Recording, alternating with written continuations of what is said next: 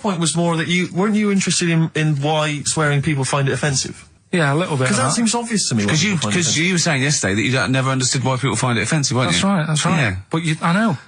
Well, carry on. Yeah, but that's what I was saying to you, why you can't do it on the radio, because people find it offensive for some reason. I don't agree with it, but some people do. Yeah. I'm saying everyone swears. Bleep it out, I would. Well, Bleep it out. Bleep it out, that's my theory. But you say that everyone swears. Not everyone does swear. I don't know why you've got this in your head, that everyone swears. I'm convinced everyone.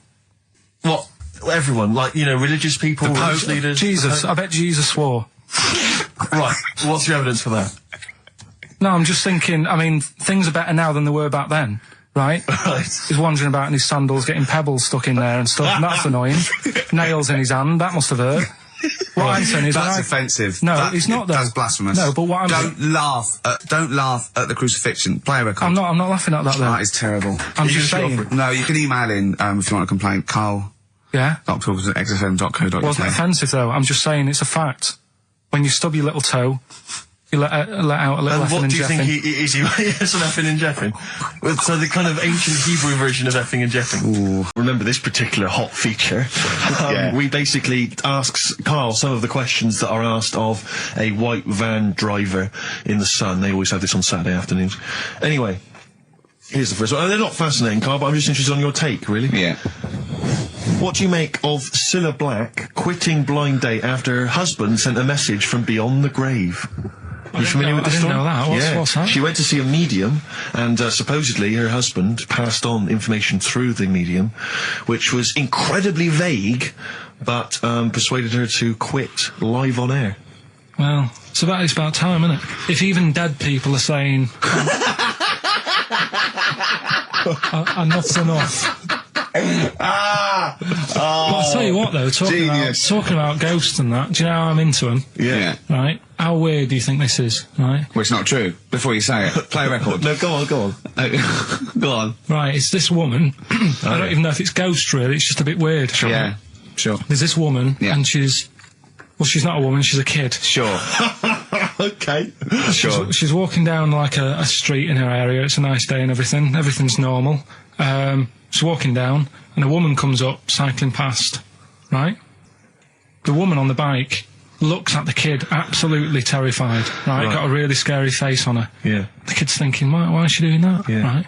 So anyway, she thinks nothing of it, goes, I think she was playing in the park or whatever, goes and has a nice day. About 15 years later... Oh, right, yeah. She's, I don't know, I think she was going to work, right, on a bike. She was riding her own bike?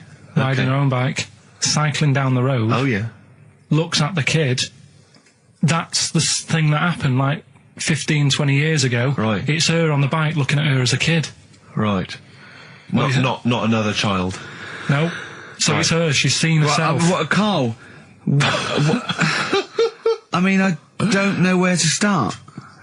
Firstly, where's this information come from? But, I mean, why do you ever... I don't know what part of that you think can be true. I'm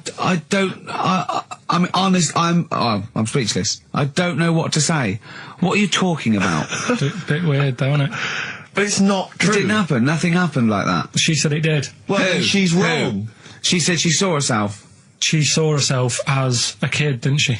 Did she carry on riding and as an adult when she was a kid. Did she stop and talk to herself, or did she ride on by and think, that's a bit weird, there's me as an 8-year-old. I won't stop, I'll be late for work. Yeah, if I'm late again, the boss said he'd be in trouble. Yeah. Well, and where is this information? Did it happen to someone you know? No. You overheard it on the bus? No, it was in the 14 Times. We've had a lot of emails saying, could you bring back White Van Karl? Oh, yeah. Which is that section of the show where we ask the questions that the Sun asks someone else. Random punters of Karl. But sadly, recently, they've got very politicised and very kind of, basically a little bit depressing. So there's not really anything appropriate. But I have trawled the papers looking for other questions posed in other sections of the Sun. Good idea. I was just looking here at the Dear Deirdre section, which is the sort of problem page. I don't know what your views are on this. I'd love to see Karl. Oh, God, can we get him a job?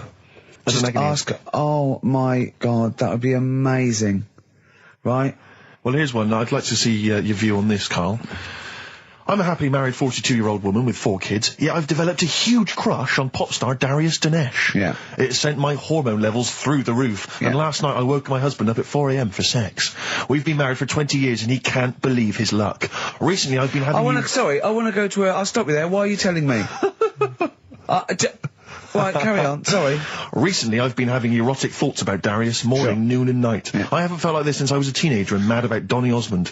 My husband is amazed at the change in me. We had sex twice last night and again this morning. Again, why are you telling me this? Yeah, go on. He's just boasting. This is not a problem. It's not a problem. What's here. the problem? No problem, just wanted to tell someone. Thanks very much. I watched Darius on TV last night, and when my husband came home, I dragged him into the kitchen and we made mad, passionate love. Right, they did it then, twice last night, once this morning. That's 4 times.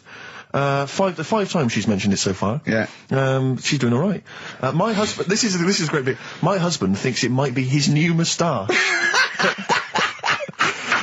Or that I'm going through the menopause, but I know You were thinking different. of growing a moustache? I was thinking of of changing growing a luck with the ladies? I love the idea that's what he thinks it is. He's telling his mates in the pub. You should grow mad with to me. these. Grow The with old these, Tom right? Selleck. 5 times in the last 24 hours. Hooray for sexy Darius. So, what do you make of that then? What are your views on that? Hold on though, if that bloke is reading that paper, that narrows it down It's a gotta bit. be, yeah. Who else did he know? His wife likes Darius, he's had sex 5 times that night, and he grew a new moustache. He's thinking, I wonder if that's me. Maureen. Yeah, go on. But what's your concern? Because I'll tell you what her problem is. She's worried that, the reason that she's now kind of overly excited and she's having this great sex with her husband is because she's actually fantasizing about someone completely different, younger. She's having these wayward thoughts, isn't she? She's a bit concerned about that. What's your concern? What are your thoughts? I reckon she's going to start shoplifting soon, coming out in hot flushes. Go on. Just, they're both happy, aren't they? He's getting what he wants. She's happy. I'd say, yeah, whatever, get on with it. Do you think that she should confess? She wants to be honest with him. I wouldn't, because not that many fellas like Darius. Right. So, if you're sort of thinking, oh, she'd rather have him than me, I don't What do you think Darius would think of this? He'd probably be happy with that. I mean, What would you do if you got loads of phone calls, right, from women going, Karl, whenever you're on the radio, I just have to do it. I just have to do it. Your voice makes me... I'd say, alright, well, it's alright. I'd be happy with that.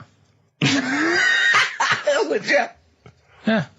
I mean, just in case anyone is doing that.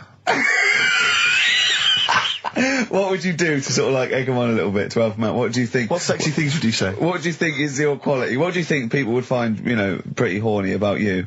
Is it your sort of mank wine, do you think, that?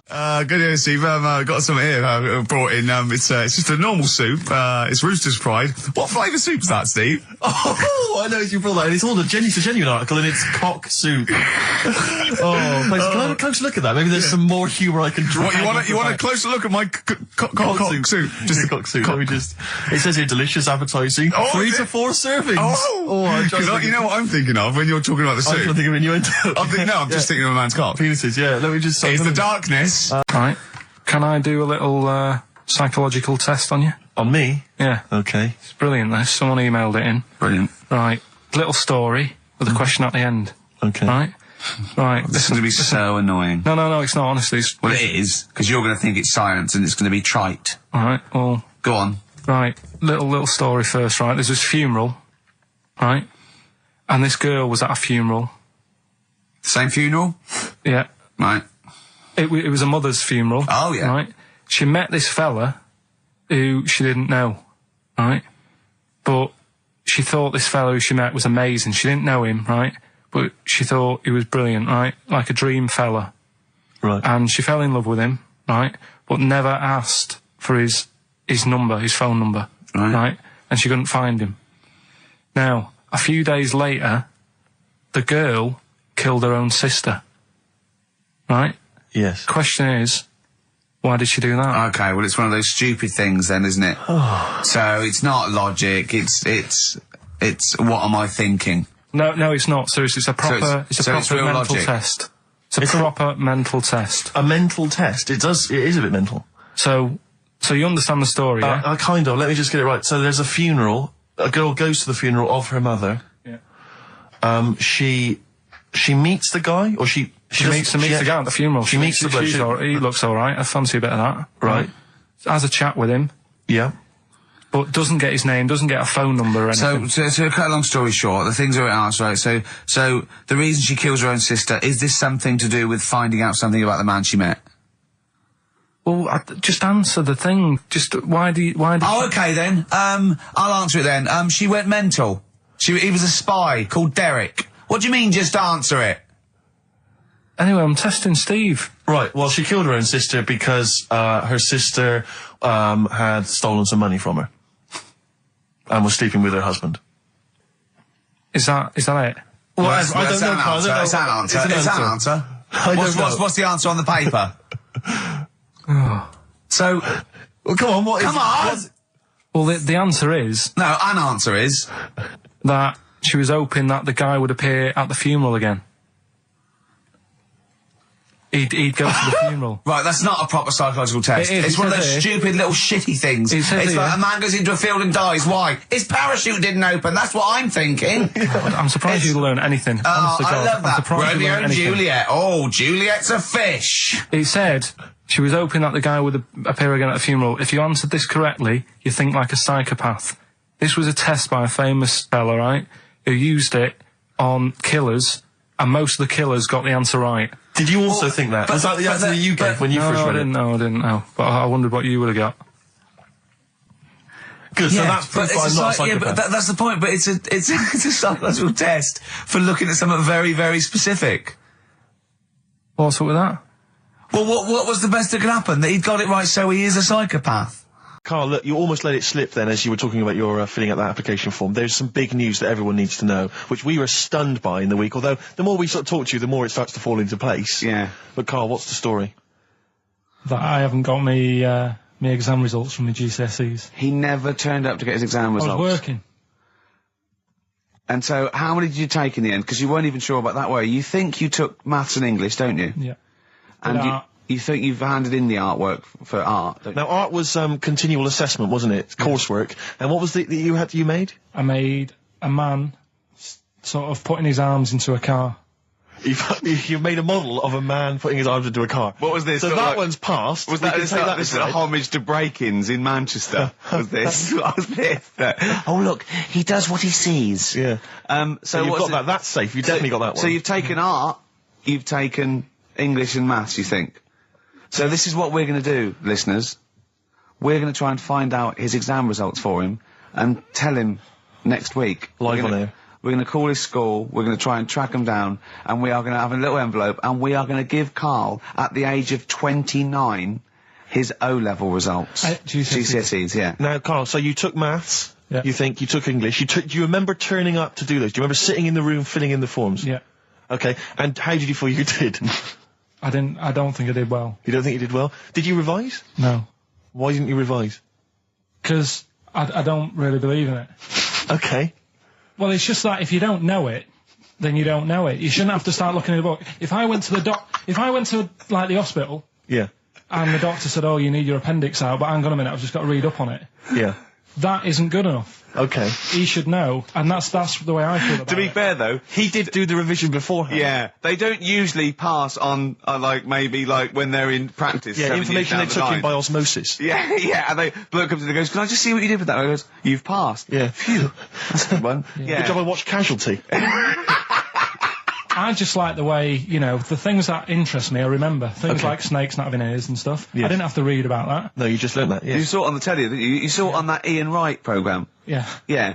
And this is what Karl said to me. He said, it's actually, I called Karl up in the week, and Reese was with him. Reese used to be on XFM, and he took the phone, and he went, "Karl's worried, I've seen that programme." He said, "Snakes don't have ears, right?" He said, "So you can creep up on them and pick them up." And he said, "Karl's worried." He said, "How would you ever put them down again?" Because then they know you're there. I woke up the other night quite late, Worried about that. and I said to my girlfriend, I said, "How do you put a snake down?" And she said, "What are you talking about?" I said, "That Ian Wright thing, this guy managed to pick up a snake. And do you know that thing where they clamp its head on a jar to get the poison out?" I do now. Right? They did that, but they didn't show you how they got rid of it, and I thought, it could really get nasty, because it's obviously annoyed that you've had its head pressed in the jar. Yeah. Yeah. Right? They hate that. Now, Especially as it's in front of their mates. when you lift it off, Yeah. right, you've got hold of it. Yeah. If you go to chuck it down, It's going to turn on you. It's going to go wild, isn't it? So, I just wondered. Well, what you do is you never put it down, Carl. Yeah, that's why that bloke has got about 11 or 12 just carrying him. Exactly. Yeah, you never put it down. You sling it. Who cares? You just throw it, don't you, really far. That's not that. I don't think you should throw. But Carl, listen, don't worry. We're not asking you to get involved with snakes. We're just asking you now. You've done maths, you think? Yeah. Did no revision for that. No. Okay. English. Do you remember what it was? Did they ask you about Shakespeare? Did they ask you I about can't books? remember, but I must have done it because I thought that was. It was English language, not English literature, wasn't it? So it was Was it spelling and all that So sort was it? No, was it like a comprehension? You read a passage and had to ask questions on it. Was it? Did you have to write a short essay? I don't know. I can't remember any of that. Okay. I did a science. Okay. Physics or chemistry? Physics. All right. Well done. And this is all you think? You actually took that. You actually took physics GCSE. You think? You're obliged to do a language, I think. Did you do French? I did French for a bit. I don't think you are. I don't think you have to do a language. I think you have at GCSE. I think you've got to. Well, English quite good. I think that's his language he did. So you don't know about language? History? Geography? Just what you will find out, won't we? Okay. But you just can't remember. I can't believe you can't remember turning up for these things, because it's quite a big moment in people's lives. It is the thing that you've been working to all of your educational life. On the day that the things came out, I was working at as a printer. Okay. And it was a really busy day. A lot of spelling mistakes. It was a really busy day, so you're bound to forget. Yeah, yeah. No, but I had to use gold ink that day. Oh. And it's, Yeah, I mean, you're yeah, not a printer, yeah. so you don't know. No, that's the biggie, innit? But it's tough. You've got to really get your rollers clean. Carl, play a record, mate, and good luck with the exam results. Hopefully we'll have them for you by next week. Black Rebel Motorcycle Club, spread your love. It's time to give Carl... You're actually nervous, aren't you? I'm a little bit nervous. Just to recap, Carl is 30 this year. He never went to get his results of his GCSEs. So myself and Steve took it upon ourselves to phone his school, track them down, and we actually got your results. What did you think you took? Did English, Right. maths, Yeah. art, Right. and I think I did physics. Okay. Well, you didn't do any of them. Eh? You didn't do any of them. You didn't register. You registered for one exam and took one exam and got results for one exam. So I don't know what you thought you were turning up to, or you weren't registered, or you didn't. You're familiar with the notion of registering for an exam. You have to kind of officially register in order to be eligible. What do you mean, register? I turned up for a couple. Yeah, you can't just show up. You have to register for them. You have to pay this because it costs the school money, so they have had to have paid for you if they thought you were going to pass. You can't just turn up on the day and ask some paper at the front. I never got a letter telling me that. Well, that's because you were never at school. But you did somehow register or registered for one exam. You registered for history. It's a topic that you've always been interested in. I was saying to Ricky before, World War II, I loved it. Not the actual event. No, the but study just of it. all You mean? the stuff like, about the Anderson shelters and stuff like that. Yeah. And the bombs and that. And then when I took it, it had nothing to do with that. It was more about the Tudors. So it didn't. The Second World War didn't come up. You mean there were no questions about the Anderson shelters? Nothing. That's devastating. So what are you expecting the result to be? is that seriously? Is that it? Yeah, it's the only one you took and registered. As far as the school is concerned, or yeah. certainly in Well, it's the terms only of one what that they told counts. us. It's the only result. It's the only one that counts. Yeah, you've got. I don't. Did you register for yours? Yeah. Yes. I've got certificates and everything. So what? Do you do that before the exam? Do you have to go somewhere and sign something, or? Yeah, you don't check your results and then decide if you want to register. It's not like Millionaire when you look at the question and go, I think I'll take the money. Yeah. You go. No. But anyway, you must have registered for one, or maybe your teacher put you in for I it. didn't do it. They must have been confident. They must have been confident. They must have thought your best bet was history. Right. So, what did they get? You got an E, which I think, technically, is a pass. E. It's a bad pass, but there's F, How and there's much U. lower You're not going to be go? doing a PhD. You can get an F, right, which is fail, and then a U, which is ungraded. Now, I don't know why the U exists, because F means you failed. You is like them going, you not only failed, but you wasted my time. So, We're annoyed that you took this exam. so you thought they'd register me to get an E? Well, they didn't. I think they were hoping. It was rather like you with the lottery. They were hoping for something better than You nothing. see, I assumed that the man who registered for that thought he can scrape an E if Anderson shout was come up. Yeah. Well, that's it. You've got... Now, what I'd like to do, Carl, is... I've started your re-education. You've read a book on Rasputin. I'll be asking you a few questions about that later. I've got another book for you to read next week. Next week, I'm not in the mood. What? Not in the mood. Oh, come on. Look, what's that? What does that say? It's that fella, it's the picture of the bloke that he used to use for Citizen Smith. Yeah? Che Guevara. Yeah. Yeah. He was quite happy, I think, when he found out that Robert Lindsay was involved. He went, yeah, of course you can. No worries. No worries, yeah. What are your feelings, Carl? What do you think? Are you emotions depressed? I'm just a bit annoyed because I'm sure I turned up for more, so it just wasted me time. Listen, they don't matter. I'm sure you're doing very well. You know, you can educate yourself. GCSEs are merely a step on the ladder to help you, not just for education, but, you know, they're more vocational than anything else. You're doing very well, and you're reading books. Don't worry about it. But It's can I not a suggest concern. something? But if you want, I'll pay for you to take history again. Carl, we'd love to see you get a C or above. And Well, we're I'll willing pay to... for you, and I'll get you some books. Right, now listen. We can, let's get, I reckon, when are the exams? June? Something like that, yeah. We'll try and register next week, and I reckon you can get an A or B. I'm history. I'm In busy. history. No, don't worry about it, it's just easy. I get you Brody's notes. If Heat magazine, they love you, Carl. They could probably sort something out. They could probably pay for a tutor. They got a lot of money, they sell a lot of magazines. I mean, it is always, almost always, and you found that out, I discovered this, it's always the Tudors and Stuarts. There's no fear for them not coming up. Now, what do you already know about them? You must already know stuff about Henry VIII and Elizabeth. No, because it's too long ago to even get interested in. Do you know what I mean? You can't Is that why you relate didn't- to it. Okay. The Anderson thing, it was like, God, you know, I bet my mum and dad were in an Anderson shelter. You know, this is interesting. What, when they- Oh, my granddad would have, like, had something to do with this. But the Tudors, it's like, I don't know even if I had a family back then. Play a record! We come back Hang to on, this. hang Sorry, on. Steve, Because I need to introduce my the new feature. Yeah, For the I record. don't know if I had a family back then. Carl, listen, let me just ask you now, right? If you can finish this sentence, we've got a chance. Divorced, beheaded, died. Divorced, beheaded. Died. What is it? We just need to do a little bit of work, but otherwise I think you're going to be fine. It's how you remember what happened to Henry VIII's wives. They're little... Divorced, beheaded, died. Divorced, beheaded. It's like spam. Support... What's it? Support, protection, anchorage, movement. That's how You're going to that's nothing to do with the Tudors No, and nothing to Stuarts. do with the skeleton. Yeah, see, no, we're not doing biology. Mnemonics and acronyms. and What happened to Henry VIII's last wife? Did she die, or did she not die? Divorced, beheaded, died. Divorced, beheaded. Do you know that the only king that has got a moustache is... No. The only king that hasn't got a moustache is the King of Hearts on the playing cards. What's the record you play? Builder's in the flat. He's been annoying me. Of course he has. Of course he has. What's he been doing? When he turned up on Monday, right? Yeah. Wanders in, and the first thing he says to me is, said, the pub across the road, is it any good?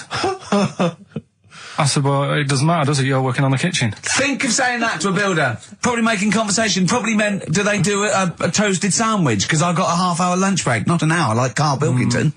So I'll probably then get a nice, you know, cheese and tomato sandwich. Is that genuinely what you said to him? Yeah. The first thing you Yeah, said so to him? Suzanne had a go at me saying, why have you said that? He hasn't even started on it yet. I cannot believe that. You're unbelievable, Carl. And you say it's us that are rude, crass, I wasn't being thoughtless. rude. I just was letting him know. Do you know what I mean? I know what He they're up knows to. what he was there for. He had it down on his little docket. Do the kitchen this week. Yeah. He didn't come there and go, what did I come out for?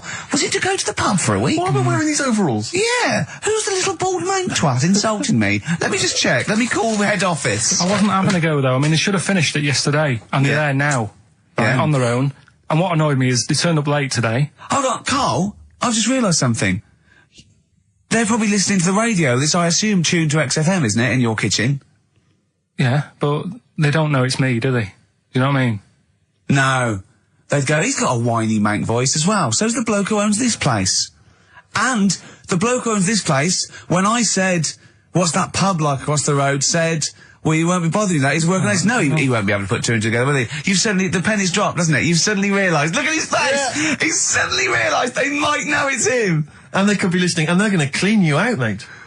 Oh, if you are the builder working in, where is it? I won't say the address, but it's... Central London, isn't it? Yeah. Go mental. Have whatever you want. Opposite that pub that you like, He'll probably be in there now, so he won't be listening. Oh, insulting a British workman. He should have been in today. Mental. He should have been at 8 this morning, Just which annoyed me anyway. Mental. Why? I really don't understand why they've got to start so early, right? Yeah. But he said he'll be there for 8, turned up at 9:30, right? Wanders in, and what annoys me is, he could have left all this downstairs. He had a paper under his arm, one of those crossword books, and a pot noodle. Now, I'm not being funny, but most of them take up quite a bit of time. A crossword book, he's not happy with just the one that's in the paper. If you're listening, if you are the builder that's listening now, doing Carl's flat, what about pissing in the laundry basket? Lonesome Day, Bruce Springsteen, on XFM 104.9. So, you've realised now that the builder could well be listening, knowing exactly who you're talking about. There's a chance of it. Do you know what I mean? Yeah. I didn't think about it, but you're right, was tuned onto that. I think he did flick it on, thinking about it, thinking back. If so, yeah, he's probably listening now. No, he probably isn't. He probably is about half hour. If he's got any sense, he turned it to Heart or Virgin or Magic or something. But, there is a chance. Good advice to the listeners. Yeah. If you've got any sense, if you finish your crossword puzzles. I think, according to our figures, there's a 5% chance of him listening to it. Yeah. So, if we want to be accurate. Although he isn't a house with it tuned to that, so I think it puts him right up to 50% straight away. But then again, Ricky's got a job of work. So why would he be listening to this show? Well, he's doing a crossword at the moment. Yeah, well. You better hope he's not listening. Well, I mean, they do annoy me. I'm sticking by it. Yeah, anyway, go on. You might as well keep digging. Yeah, go on. No, I'm just saying they do annoy me the way they wake you up at 8 and then. Well, that's when they start work. Because I told you, I mean. Oh, we'll leave that one then. Yeah. No, but it's like the other day when they came in. I always like to test them. Do you know what I mean? When I had some work done on the last flat that was in, right, that was renting. The builders were sorting the shower out and that. They woke me up about 7:30. Yeah. Right. Were you in the shower? No, right. Good thing about cleaning this shower, there's never any hair down the plug hole. Yeah. Right. So, I left early to come to work, right? Sure. And I thought, I wonder what they're doing. I wonder if they have started. So I walked back to go back in. They'd left the flat and they were outside having a Starbucks. And it just annoys me that they couldn't do that first. Do you know what I mean? Have your breakfast first, then come and wake me up. But don't wake me up to then get me out of the flat and then say, right, let's go and have breakfast. Well, they've probably got to get in, haven't they? What for? What for? They can put all the tools in the little lobby bit. Do you know what I mean? Yeah. Just winds me up. Sure. Now the thing is, the guy today who's doing the tiling, that's narrowed it down a bit more, right? When I knew he was in there, I went out for a bit, had a cup of tea and a bacon butty, right, at a cafe. And I went back and I was really quiet, put my key in the door and opened it really quick to see what he'd be doing. And he had actually started work, so fair play to him. What if he'd just been exfoliating himself naked on the kitchen floor? Yeah. I'd say, right, caught you. Don't use my exfoliate. Yeah. So, yeah. If you're listening, go through the wardrobes upstairs. Go through the wardrobe, get some stuff, yeah. They won't get anything. I've put everything in places where they wouldn't think of looking. For jewellery and stuff. So you're thinking that where have you put the jewellery? I'm not saying. Go on. So you're thinking that they're going to thieve from you as well? Okay, so if you're listening, don't think about the obvious places when you're looking for the jewellery. No. But I would do things like, just pop a little bit of urine, maybe in the salt cellar or something. Yeah. Just do something. I'd say what I do is I take the toothbrushes in the bathroom, just pop them in the toilet, flush it, and then take them back again, just pop them back in there. Leave them nothing, leave them out. When they were coming last week, I brought the biscuits to work. Suzanne was like, no, you didn't really? No, mates. You no, brought your biscuits into work. No, it wasn't a tin, it was just a packet of good quality cookies. Good quality cookies. Oh. Yeah, you thought I'll be down if they're out there. God. But that's what Suzanne always says, don't know, why you like this, because, it's not as if you've been sort of harmed as a kid or anything. But I like the fact that you just once said to us that you don't need friends. You don't like friends because they're a bit of a pain. Because they call you up and they want to be with you. Yeah, but mates are a hassle. I woke up today, right, and I think it was might have been on 5 Live or something this morning in the bedroom, right? And they were talking about how it's Nelson Mandela's birthday, 80-odd, 20,000 people turning up at his party. I thought, I'm glad I'm not in. I couldn't be doing with that. 20,000 people. Think of the carpet afterwards. I mean, a good percentage of them were putting out fag butts on his carpet. Yeah, after Tommy Walsh and Charlie Dimmer, what's her name, did lovely patio and a water feature. He's gonna come back and he's gonna go, oh, it's ruined. And what's he doing for his birthday? Karaoke? Chinese meal? Bit of karaoke? I wonder what Nelson Mandela's birthday party is like. Big cake. Bit of an enormous cake. Yeah. The Spice Girls jumping out. Yeah, the Spice Girls, isn't it? Well, everyone. I don't know. Yeah. We are the only 3 people that hasn't met him. I thought everyone's file would have been in the cake. Yeah. Yeah. Just in case, you never know. And, if Winnie calls, I'm not here. Have you not invited her? No, of course no, definitely not. Poor Nelson. Happy birthday. How old is he? 85. Oh, well done. Well done. No, God bless him. God bless him. Oh, 85 today. Oh. Right. When did Wimbledon finish? A couple of weeks ago. Right. Found myself sat there, right? I'm not having a go. I know we've stopped Cheeky Freak of the Week and all that, right? So I'm not going to be having a go. Christ, I sat there. I'm scared. No, I'm not having a go. You've always got to remember that. Go on, just get on with it. Get on with it. I'll apologise after. I'm just saying, watching Wimbledon, it wasn't, one of the major games. It was little fellas in a wheelchair having a game. Little fellas in a wheelchair. Right. But for me, I mean, great. They're doing a sport and everything. Don't put it on the telly. What was up with it? There wasn't like a rally going on.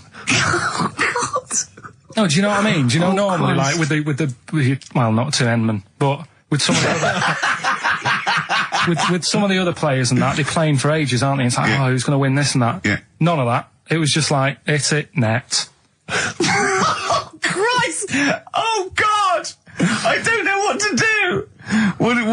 And people would like sat there watching it as well when they've got other games going on in there. That's what I couldn't understand. If you've paid your money to get in, yeah. I mean, like I say, good on them if they. Do you know what I mean? But it would have been. And they all start first in the marathon. I just thought it would have, give them a game of swing ball or something. Yeah. You know what I mean? No, yeah, I understand. Oh, God. Yeah. There's never anything on. XFM in the community. Can anyone confirm, actually, I had an email earlier, Swing ball. No, I'm not having a go, though. Tell them. This is what I'm like, aren't I? Sorry, this is recording you as well. What do you mean I'm not having to go tell them? Do you think you just said that to me? Do you think you haven't got a microphone? You just said to London, keep wheelchair sport off the telly because they can't get a rally going. You called them little fellas in wheelchairs. What? And I meant to go, what Carl meant was...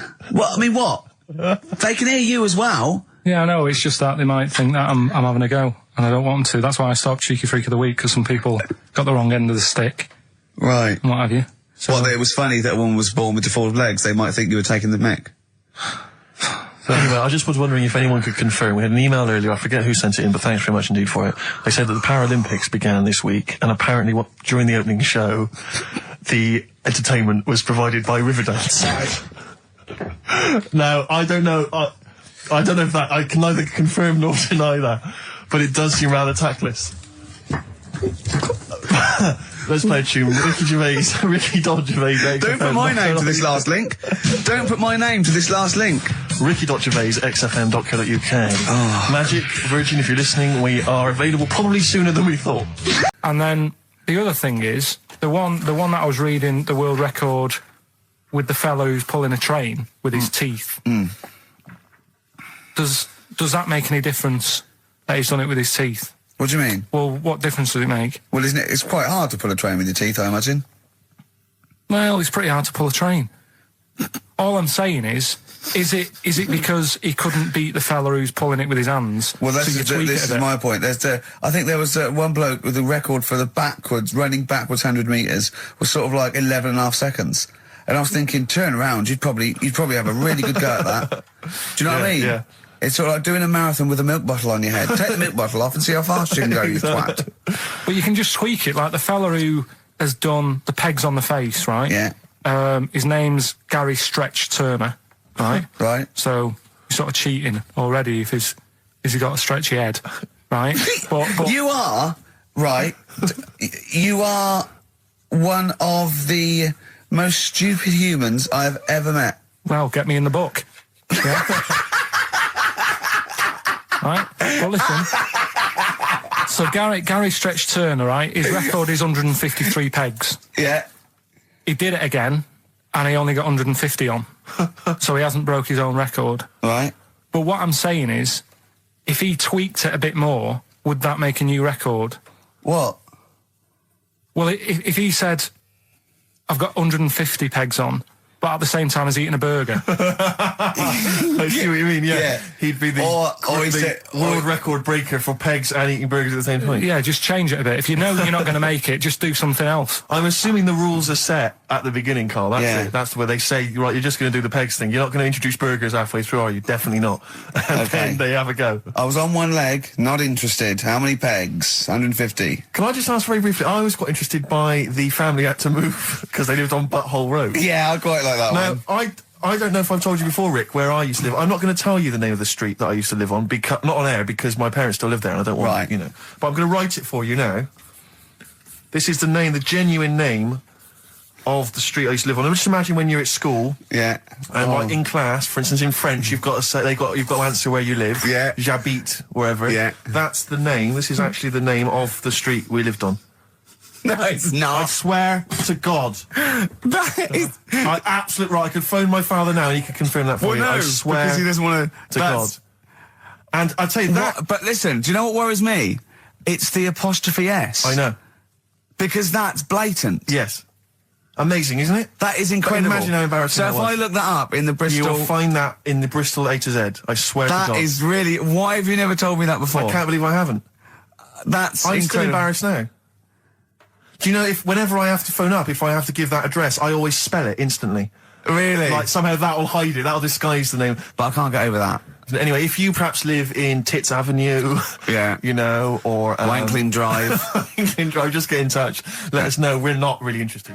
This is XFM 104.9. Carl's getting very excited, as we all are, about his new... Should we let him do a little taster for us? Well, I'm very excited about it. I mean, So the gist of it, what is it? What is it exactly? Is Right. it a game show or is it a competition? It's just, I just thought it's something that, you know, you can play and also people at home can take part in it. now, would they phone in about this, or they can just play at home while they're listening? They can just play at home. Okay. You mean we haven't got any prizes? No, there isn't. No, I think we could get him to phone in, maybe. Well, I don't know. Let's hear the game idea Yeah. first. Right, it's music related. Okay. Good. And what I do is I sort of tell a little story, Okay. and that story makes up a song title. All right. Well, it sounds ambitious. So, Is it a cryptic clue? could be. Say like this, right? Oh, dearie me. Oh, dearie me. Say like this. This woman, right, she's pregnant. You know the answer to this one, so don't be saying anything. This Okay. is just aimed at Steve. Okay. Right. This woman has a baby. Yeah. She's pregnant, has a baby, and the doctor's there in the hospital, going, "Oh yeah, you've got a lovely little baby Oh, here. you told me that this is... Oh, this guy. Got a lovely little baby. It's just coming out now. You'll be able to see it in a minute, and it's like covered in gunk and stuff. Yeah. And he's going, yeah, it's nearly here. It's coming out. I see its little head and that, and he gets hold of it, and it's full of all this gunk, right? The baby's full of gunk. Yeah, like the Covered in gunk or full of gunk? covered in it. Right. And he goes, here you go, get hold of your baby, and he drops it. Right. What song's that? There's so much irrelevance there, Steve. I can't tell you. It's not a cryptic clue. It's not a cryptic clue. Because only... I mean, the gist of it is relevant. That isn't the best one. That's just... Right. I mean, there is just... There's things there that you were dwelling on and thinking of pun. Don't. Just go for gut instinct. What was it? What was that? Right, How was- I just need to try and get the basics of this. There's a woman, she's pregnant, she has a baby. Yeah. The baby's covered in gunk. Yeah. Right. And because of the gunk, the doctor drops the baby. Yeah. And that's all I need to know. Yeah, that is all you need to know. Yeah. The pregnancy is largely irrelevant. Okay, what are the key elements? It's the birth and the doctor dropping it that are the irrelevant. The the relevant birth thing. and the dropping of the baby. I've absolutely no idea. I can't even begin to guess. Think about what's happened here. Oh, Carl, she's had a baby, the doctor's trying to deliver it, he's saying it's a nice little baby you've got here. This is all irrelevant. Right, let me tell you this. So just to be fair to Steve, so he can get into your mind, right? This is not a traditional cryptic clue, logical problem or other. This is Carl, what song am I thinking of, right? That is Underworld, Born Slippy. I have to say, actually, that makes textbook sense. Yeah. No, that does actually. No, I'm sorry. Do you like all the story about it's all right, you can see it in him, and it always just covered in gunk. Yeah. No, I agree there is some extraneous detail, but I have to say... Yeah. That Born was good, because it was... That's the look of it. It was Born was good, yeah. And Born Slippy... no, I was quite impressed by that, Carl. I have to say, no, to be fair to you, I'm not just patronising you. Oh, well, wow. I actually think that was really good, and I disrespect Ricky Gervais for slagging that off, because I actually think that was quite good. Well, let's go ahead with it then. I feel we could maybe open this up to email correspondence or okay, or the let's phone go lines. for it then. Okay, this is Karl Pilkington's new game show idea. It's just what's the song? Karl Pilkington presents What's the Song? Ladies and gentlemen.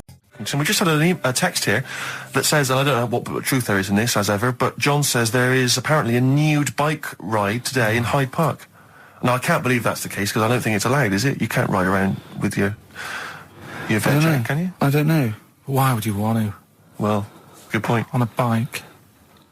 On a bike, I like the fact that that's what disgusts him. Do you know what? If we did appeal for a nudist to call in, I'd want a very specific sort. I want a German nudist, a middle-aged man called Helmut. Okay. If there is any, or the closest one to it. So I want a middle-aged man from Germany. If your name is Helmut, you're in. But I'll accept Hans. Carl would be good, wouldn't it? All right. Yeah. I think I'm wondering if the age might. Maybe we could we broaden that Okay, a just little bit? a German nudist bloke. Right. Can he at least be fat? Can I find a fat German fella? If your name's Helmut, we're going to give you a big prize. Yeah. But, any fat German fella who likes to get his sausage out. Sure. Okay? It's sauerkraut. Yeah. What's the phone number? 0871 222 1049. It'd be good just to get an email or a text with a contact on it, and then I can just call them up in the week. Sure. And 83936 is the text number. I don't know what our audience demographic pans out like, Rick, but I'm suspecting that's probably a fairly small fraction of our listenership. I know, but there must be someone out there. If you know a fat German who likes to get his tackle out, phones are going. Straight away. Just answer it, Carl. Just answer it. Just potluck. It could be anything. Well, just see what it is. To be fair, it could be a nutter. But just say hello. Just tell his nutter straight away. He'll stay there, won't he? He'll stay there. Well, answer it. Answer it. Leave it. Answer it. Oh, you see this? It's gone. There you go. He bottled it, so just as well. Well, you took too long to answer it. There's a vicar in Australia who started sort of doing his services and all that in nude. Hot, isn't it, out there? Yeah, Where'd but you get the churches aren't. Churches are pretty cold. It was on some website. Of course it was. Yep. Just saying about a vicar and that who's there's a lot of nudists and that who want to get married. Do it, don't mess about with the wedding dress and that. Just snip up. Cheaper, isn't it? Well, I suppose it's so. I suppose if you believe in God, you believe that that's the way to be in it, because Adam and Eve and that. Yeah, but then in Adam and Eve, the shame made us dress up, didn't it? Yeah. Eating the apple and things. Yeah, but God didn't want that, did he? No, he wanted to see it all. He was loving it. He was having a whale of time getting a life full of all of that, and then the snake said, cover yourself up. Stitched him right up. So he did all this. I don't even know why I'm telling you about tattoos. No, nor do I, Carl. Hey, to be honest. Don and Blitzen from the About a Boy soundtrack by Badly Drawn Boys. Christmas theme there. You spotted the Christmas theme. Yeah. Carl's not really in a festive mood, but I can't imagine Christmas is your time of year, is it, Carl? Well, I'm not sure any time of the year is, really. I liked it when I was about... I think when I was about 7, I enjoyed it. Was that the one? Was that the year, the big year for you? You get loads of stuff, you don't have to worry about anyone else, but once you've, got a job... What did you get when were you doing your paper round? How old were you then? I was about 13, 14. Well, that was then you were your own man, weren't you? I had to buy stuff. Oh. But you're still not You're quite a selfish man, aren't you? I didn't realise this. No, it's just that Christmas... And that's coming from him, Carl. My dad always said... Steady on. Dad said Christmas morning was for for me, so he used to stay in bed. So he never. That's brilliant. That's a great thing to say, isn't it? Yeah. Christmas morning's for you. Run wild. Do what you want. Just don't bother so me. I'm going to Honolulu for 2 weeks. That's great. Dad, it's Christmas. Do I have to do anything? No. So my mum used to get up because she used to like to see my face light up, you know, when I opened the presents. And then, to keep fireworks. and then I'd have to go to my bedroom from about 6 o'clock onwards, because like my mum and dad were into having big Christmas parties, and I wasn't like old enough to go. Right. So they'd say, right, you know, you've had your fun there, you go up to your bedroom, stay in there. Really? Yeah, I remember one year, right, I got a train set, that's what I wanted. Yeah. Right? It's brilliant. Playing with it all day. I thought, I don't mind about the party, I'm happy staying up here, playing with this. Brother comes in, he's had a few, right, he's going, yeah, give us a go on your train. How old is he? He's a bit older than me, so he might have been like, let's see. Well, let him be 18. Yeah, probably about 18, 19, And how old something were like that. I had a train set, so, I don't know, about 14. something like that, right? So I'm playing on that, loving it and stuff, and then he comes in and goes, oh, give us a go. He turns the transformer up to like 14. He went really fast for about 5 seconds, broke it, and then he went back downstairs. Wow. So Christmas, I hadn't even got to Sounds like Christmas Day. the Conservative government with British Rail. Satire, that is. Rick, I just thought that there's satire. If there's any satirical shows listening or it magazines, doesn't work in any way, because there's the analogy falls down apart from there being a train. think it through though. British Rail was trains, Yeah. and the government broke the trains in many. Well, they didn't break them, like not officially breaking them, but they kind of. It does work. It's perfect. Oh, I'm very pleased with that. And I can't. And no one's asked him to be on Have I Got News For You. It's weird, isn't it? Because it's strange that when you've got a satirical mind that's as quick as that. Yeah. All And right. he's broke your little train set. So what did you do? I just like watched telly and had some sausages. I bet you were happy with that, though, weren't you? It's a bit annoying though, isn't it, when your main present of the year has been broke.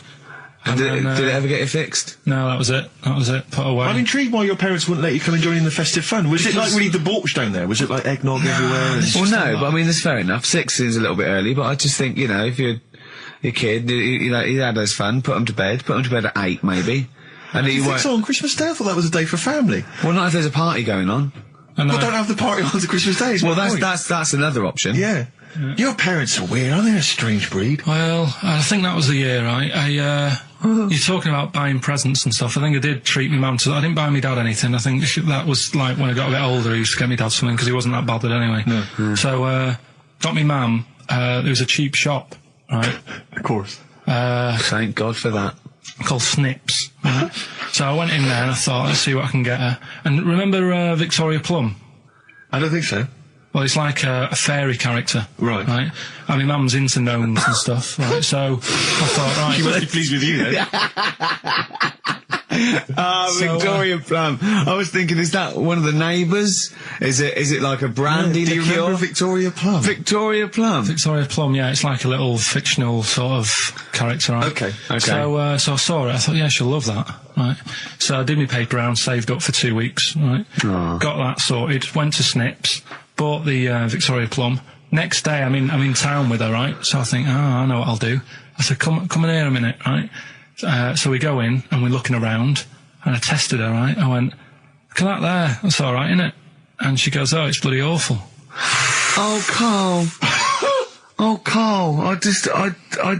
Oh, God. So then, Christmas Day comes, I said, don't bother opening it. She said, no, why? I said, Oh, "Don't." no! Why did you still give it to her? So, well, it was too late, I'd already bought it. Oh, Carl. So she opened it, and I was like, and she said, oh, that's nice. I said, why are you saying that? I said, the other day, you said it's bloody awful. She said, oh, no, I thought you were pointing at something else. Oh, no. So that's why I don't get anyone anything anymore. Oh, God. Play record. Oh, God. Oh. That's good, isn't it? Not bad. Gold Rush. Let you down. I'm actually quite affected by Carl's Victoria Plum scenario. Just the fact that, like, that eagerness, he wants to make sure it's a great present. He's saved up his paper round. He thinks it's like a gnome, but modern. I'm worried that you're using it as an excuse now, and that's why you're not buying anyone any gifts, because you've had your fingers burned once. I mean, you were 6, 7 years old. To be fair. No, you weren't. You were about 13, weren't you, if you're doing your paper round? Yeah, it must have been yeah, 11 or 12 then. All right. Yeah, so I'd saved up. Oh no, I'm not using it as a thing. It's just that. What did you get your mum this year? I've sent them some money so they can get a passport. So they can get a passport? Where are they? Immigrants? Are they trapped No, 'cause they've somewhere? Well, they're in a holding bay somewhere in Dover. Yeah, I got What a do you friend mean? who's a truck driver who's going to sneak him across. For New Year. What do you mean? So they can buy a passport. What do they do? Sell it when they were No, a bit 'cause- they're a bit down in their luck? No, they haven't got that much money, right? They've never been abroad, and the mate said they might take them next year, and they said, "Oh, we haven't got a passport." So You've I got to thought, buy a passport, have you? Isn't that your God-given right as an Englishman? "No, you've got to pay for them. They're 30 quid each, so you better add do, otherwise they're conning me." Right. They So said you it's sent them 30 quid. 60 You don't quid? get born with a passport. Of course You sent them don't. 60 quid in an envelope, have you? Well, check. Right. I love that. He'll be watching telly and France will come on and he'll go, "Oh, what do you think of that?" She goes, "It looks bloody awful." Yeah, Oh, you don't go, open it. no. Don't open it. Don't open it. So you've not paid for a holiday for them. You've No, I've you've just given sorted them- out well, it's a better prize, isn't it? Because they can't go anywhere without it. Well, the passport keeps on giving. Yeah, It's perfect. so- 10 years. That is, yeah. So, but no, I never used to. I mean, I can't think of other things. I used to get my dad once I started getting him stuff. It used to be a dressing gown, and then. But as an extra surprise, I used to put like a cigar in the pocket, so he'd think that was it. Yeah. Then he'd put it on and put his hand in the pocket. Right, and then he what's just this? hit you because he thought you'd nicked it.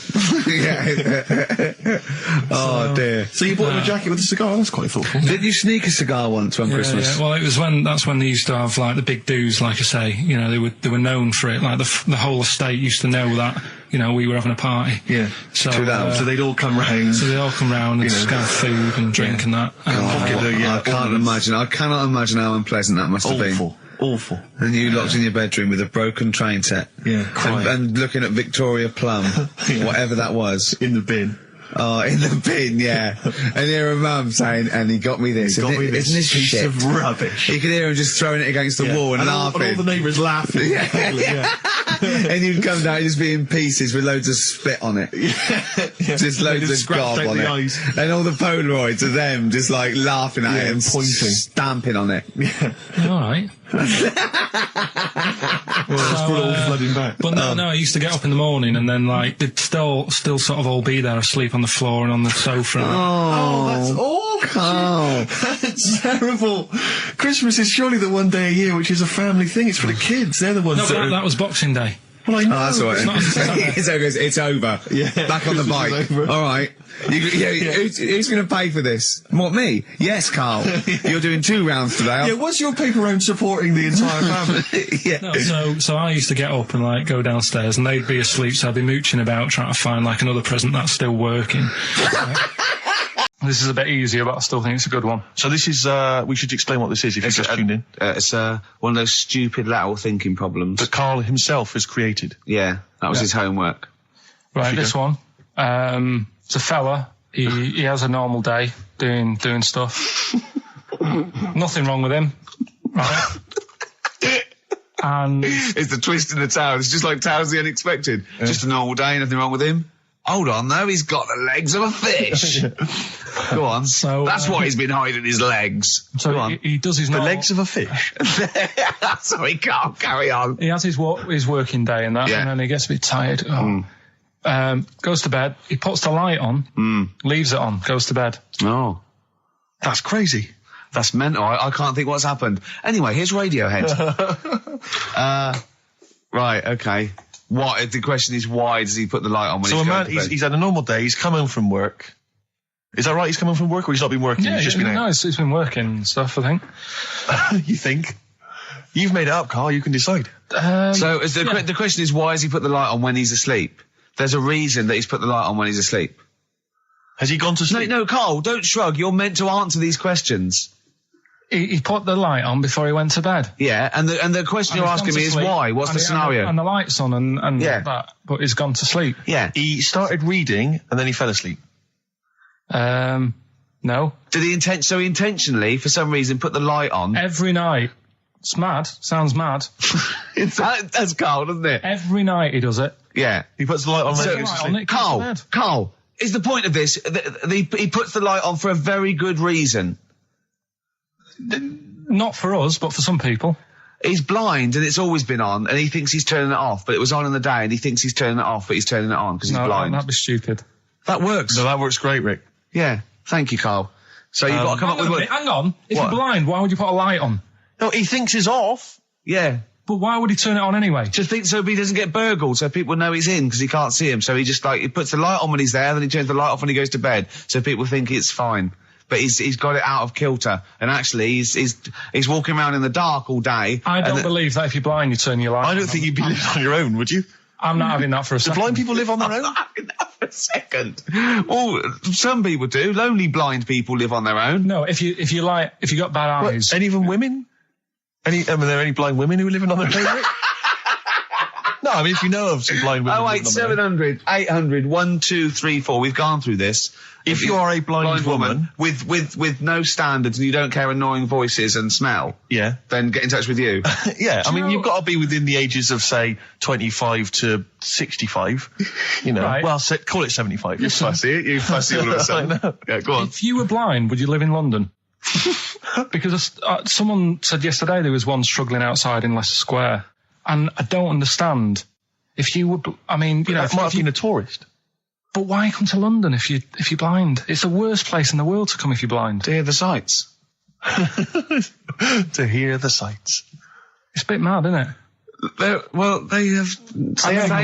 do the same job. They have tourist needs like anyone else. Yeah. No, but it sort of stinks, and you'd go away going, "Oh, it's not that good."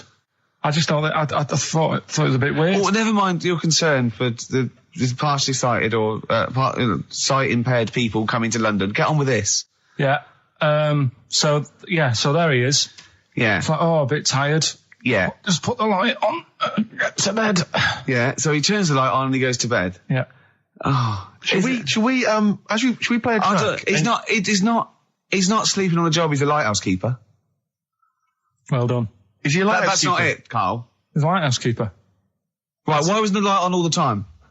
Because it's light in the day. You idiot. Play a record. What? Play a record. You're a buffoon. No, actually, the light isn't on in the day, is it? No, Rick? it's not. I think you're the buffoon. Yeah. Carl has won! It's a long time since we've had any white van, Carl. For those that don't remember this particular hot feature, we basically ask Carl some of the questions that are asked of a white van driver in the sun. They always have this on Saturday afternoons.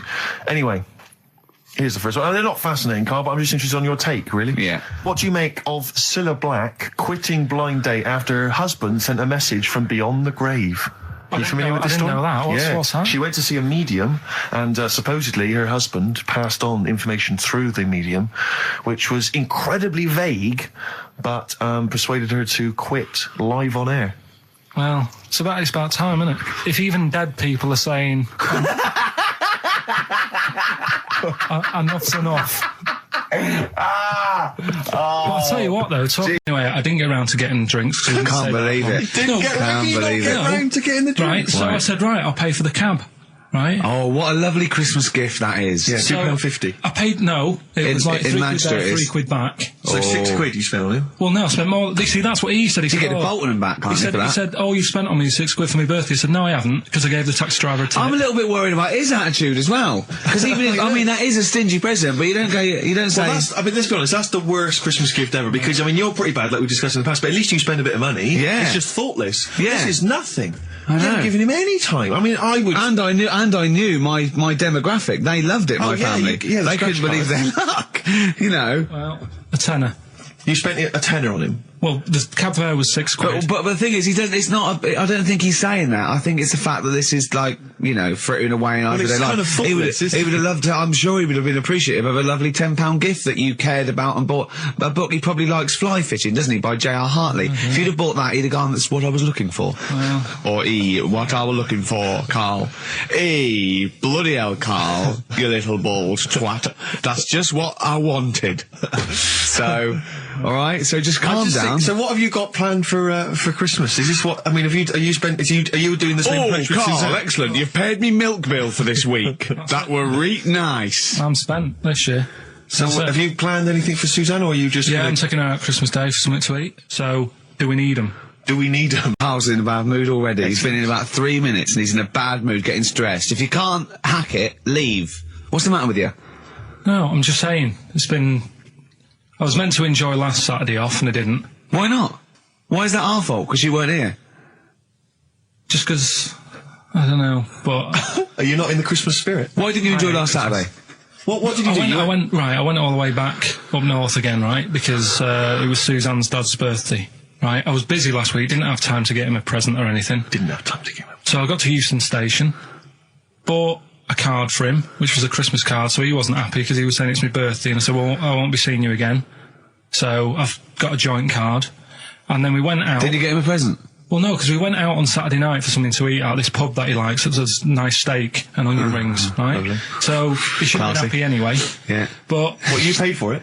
No. But you should have been happy anyway. Suzanne paid for that because it is her dad, right, not mine. So I said, all right, what can I do? I said to her. So she said, just buy a few drinks or something. Anyway, I didn't get around to getting drinks. I can't believe it. Didn't get round to getting the drinks. Right, so I said, right, I'll pay for the cab.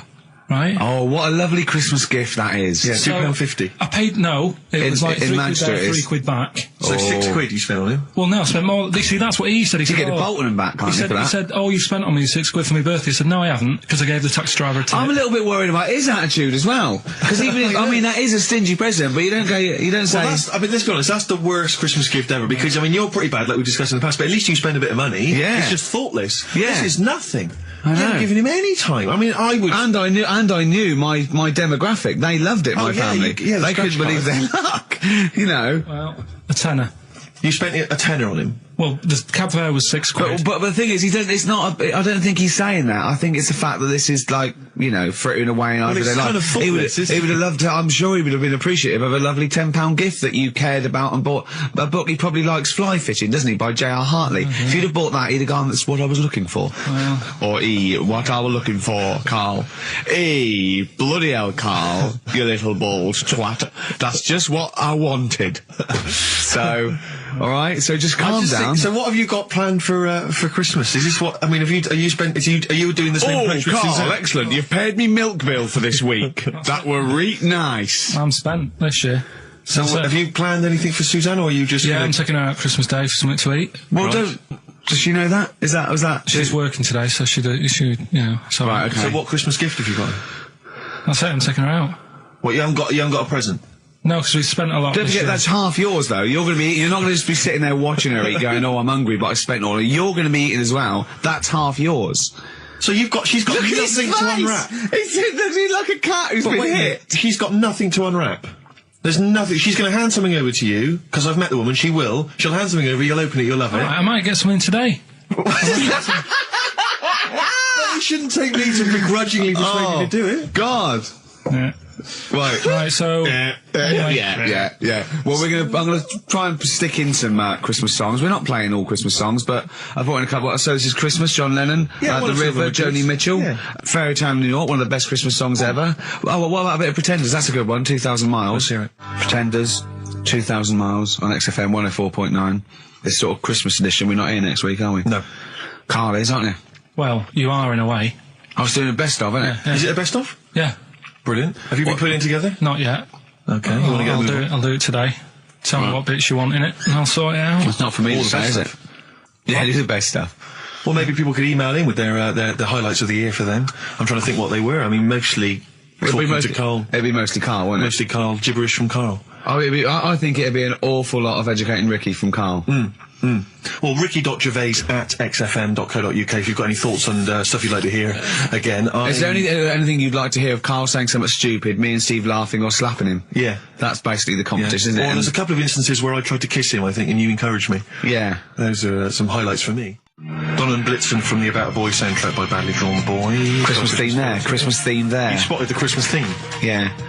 Carl's not really in festive mood, but I can't imagine Christmas is your time of year, is it, Carl? Well, I'm not sure any time of the year is, really. I liked it when I was about... I think when I was about 7 I enjoyed it. Was that the one? Was that the year, the big year for You you? get loads of stuff, you don't have to worry about anyone else, but once you've, like, got a job... What did you get when were you doing your paper round? How old were you then? I was about 13, 14. Well, that was then you were your own man, weren't I you? had to buy stuff. Oh. but you're still not You're having quite a a good selfish time. man, aren't you? I didn't realise this. No, it's just that And Christmas. that's coming from him, Carl. My dad always said. All right, steady on. Dad said Christmas morning was for like, you know, for me. So he used to stay in bed. So he never. That's brilliant. That's a great thing to say, isn't it? Yeah. Christmas morning's for you. Run wild. Do what you want. Just don't bother me. I'm going to Honolulu for 2 weeks. That's great. Dad, it's Christmas. Do I have to do anything? No. So my mum used to get up because she used to like to see my face light up, you know, when I opened my presents. And then, to give fireworks. and then I'd have to go to my bedroom from about 6 o'clock onwards because, like, my mum and dad were into having big Christmas parties, and I wasn't like old enough to go. Right. So they'd say, right, you know, you've had your fun there, you go up to your bedroom, stay in there. Really? Yeah, I remember one year, right, I got a train set, that's what I wanted. Yeah. Right? It's brilliant. Playing with it all day. I thought, I don't mind about the party, I'm happy staying up here playing with this. Brother comes in, he's had a few, right, he's going, yeah, give us a go on your How old train is set. he? He's a bit older than me, so he might have been like, let's see. Well, let him be He must have 18. about- yeah, probably about 18, 19, And how old something were like that. I had a train set, so, I don't know, about 14. something like that, right? So I'm playing on that, loving it and stuff, and then he comes in and goes, oh, give us a go. He turns the transformer up to like 14. He went really fast for about 5 seconds, broke it, and then he went back downstairs. Wow. So Christmas, I hadn't even got to Sounds Christmas like Day. the Conservative government with British Rail. Satire, that is. Rick, I just thought that there's satire. If there's any satirical shows listening or it doesn't work. It magazines, doesn't work in any way because there's the analogy falls down apart from there being a train. think it through though. British Rail was trains, Yeah. and the government broke the trains in many. Well, they didn't break them, like not officially breaking them, but they kind of. It does work. It's perfect. Oh, I'm very pleased with that. And I can't. And no one's asked him to be on Have I Got News For You? It's weird, isn't it? 'Cause it- it's strange that when you've got a satirical mind that's as quick as that. Yeah. All And right. he's broke your little train set. So what did you do? I just like watched telly and had some sausages. I bet you were happy with that, though, weren't you? It's a bit annoying, though, isn't it, when your main present of the year has been broke. And did then, it ever get it fixed? No, that was it. Put away. I'm intrigued why your parents wouldn't let you come and join in the festive fun. Was it like really debauched down there? Was it like eggnog everywhere? And Well, no, but I mean, that's fair enough. 6 is a little bit early, but I just think, you know, if you're your kid, you know, he had his fun, put him to bed at 8, maybe. And Do you he think won't. so on Christmas Day? I thought that was a day for family. Well, not if there's a party going on.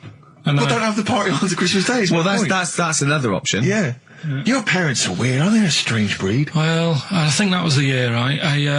You're talking about buying presents and stuff. I think I did treat my mum to. I didn't buy my dad anything. I think that was like when I got a bit older, I used to get my dad something because he wasn't that bothered anyway. So, got me mum. There was a cheap shop, right?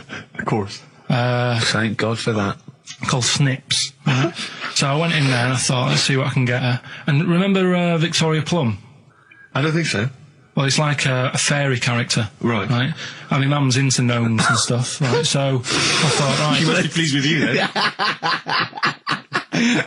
Victoria Plum. I was thinking, is that one of the neighbours? Is it like a brandy Do you liqueur? remember Victoria Plum? Victoria Plum. Victoria Plum, yeah, it's like a little fictional sort of character, right? Okay. So I saw it, I thought, yeah, she'll love that, right? So I did my paper round, saved up for 2 weeks, right? Oh. Got that sorted, went to Snips, bought the Victoria Plum. Next day, I'm in town with her, right? So I think, I know what I'll do. I said, come in here a minute, right? So we go in, and we're looking around, and I tested her, right? I went, look at that there, that's alright, isn't it? And she goes, oh, it's bloody awful. Oh, Carl. Oh, Carl. Oh, God. So then, Christmas Day comes, I said, don't bother opening it. She said, no, why? I said, Oh, "Don't." no! Why did you still give it to her? So, well, it was too late, I'd already bought it.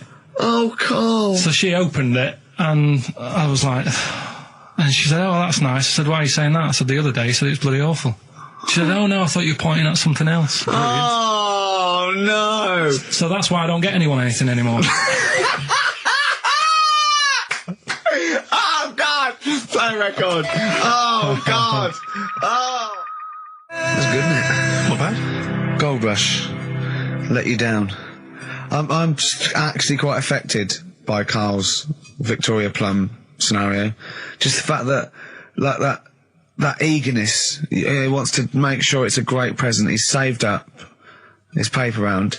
He thinks it's like a gnome, but modern. I'm worried that you're using it as an excuse now And that's why you're not buying anyone any gifts, because you've had your fingers burned once. I mean, you were 6, 7 years old. To be fair. No, you weren't. You were about 13, weren't you, if you're doing your paper round? Yeah, I must have been, 11 or 12 then. All right. Yeah, so I'd saved up. Oh, no, I'm not using it as a thing, it's just that... What did you get your mum this year? I've sent them some money so they can get a passport. So they can get a passport? Where are they? Immigrants? Are they trapped No, somewhere? Well, they're in a holding bay somewhere in Dover. Yeah, I got a friend who's a truck driver who's going to sneak them across. What do you mean? So they can buy a passport. What do they do? Sell it when they were a bit down in their luck? No, they haven't got that much money, right? They've never been abroad, and the mate said they might take them next year, and they said, oh, we haven't got a passport, so You've got to buy a passport, have you? Isn't that your God-given right as an Englishman? No, you've got to pay for them. They're 30 quid each, so you better had to, otherwise they're conning me. Right. So you sent them 60 You don't quid? get born with a passport, of course You sent them 60 quid in an envelope, have you? Well, check. Right. I love that.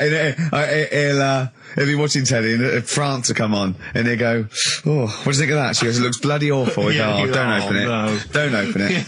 Don't open it. So you've not paid for a holiday for them.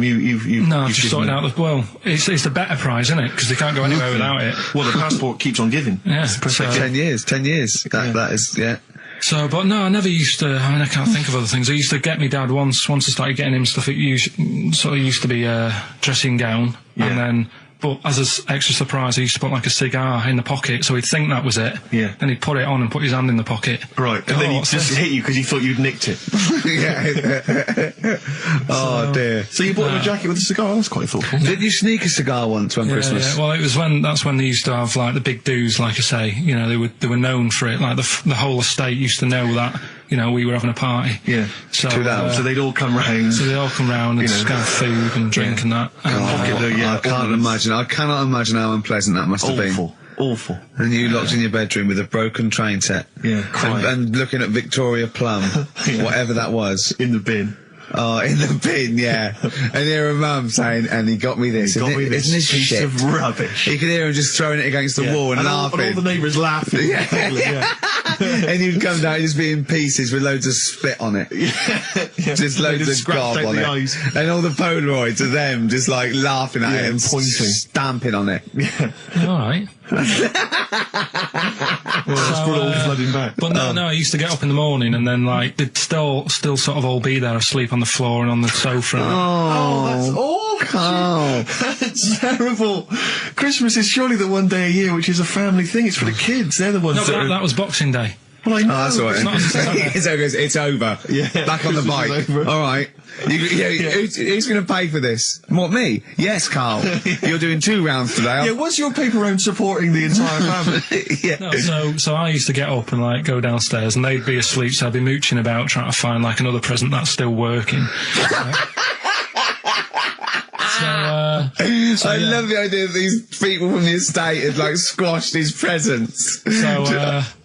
So I found a cigar that had been sort of lit up and then put out, so I thought, I'll have a go at that. I went outside and had a go, and that's the last time I smoked. Right. I tried it, I thought, I don't like that. I love the fact that he does everything once. Yeah. In his life. It's a line of, I've done everything once. I don't need to do it again. Oh, dear. You know, I've said in the past to you, Rick, that my grandparents, so I love them dearly, but it's like, for the last 30 years, they've been waiting to die. I know, It's like they just sort of, it's like, you know, the novelty wore off of life. Life in the 50s. Yeah, they got kind of bored of it. Life, in the 40s, it was brilliant. All sat around the old Joannas, the Bonds singing. They loved that. The 50s, you know, that was great as well, because that was the post-war years. It was, you know, it was a bit tight in the pocket, but it was alright, everyone pulled together. And then the 60s came along, all the crazy music, the funny hair. Let's stay in bed. Exactly, they basically stayed in bed. And it was one Christmas when my grandmother said to my dad, what do you like for Christmas? What do you fancy for Christmas? And this must have been, I don't know, 20 years ago. She said, what do you fancy for Christmas, Ron? And he went, well, you know, I could do with a nice big kind of warm winter overcoat. She said, don't worry about that. She said, don't worry about that, because your father will be dead soon. It's right, you can have his. Meaning my granddad. Well, to be honest with you, my father's still waiting. which is good news. Good news for my grandfather. Less good news for my dad. Freezing. He's freezing. He's freezing. He finds out, how is he today? He's fine. Oh, okay. Oh, I'm freezing. It is it's such a weird mindset, that. I think it's that, to me, is what sums up people from that older generation, the 40s and 50s. And it seems to me that you've got that kind of mindset. It's like you were born in the 30s. And whenever you talk of your childhood, it's like you had like a baked potato to take to school. And a hoop and a stick as a Christmas gift. Teenage Fan Club from the XFM Christmas album, and that's Christmas Eve. Their guitar sounds are just brilliant. They're just always so nice. All right, Carl, would you like that? Is that Teenage Fan Club? Yeah, they're good. They're good. Carl, I feel like you've never kind of enjoyed the wonder of Christmas. I can't ever get the sense, maybe except when you were very, very young, you know, that kind of bright-eyed, you know, thinking of Santa, you know, kind of landing on the roof and coming down the chimney and drinking the sherry or whatever. So I like the idea of it, right? Sure. The sort of, you know, I used to get a couple of annuals every year, you know. So did I, yeah. And I was allowed to open one on Christmas Eve. Oh, that's brilliant. So they could throw it on the fire. I think it is Have a quick skim through, do the words right. Yeah. I think that's to light a cigar off the cooker. Oh. Well, anyway, listen, a good friend of ours, Ross Noble, the comedian, brilliant, he gave me this picture, Carl, which he's got from a magazine. He loves you. And I have to say, I think this... I just looked at it then.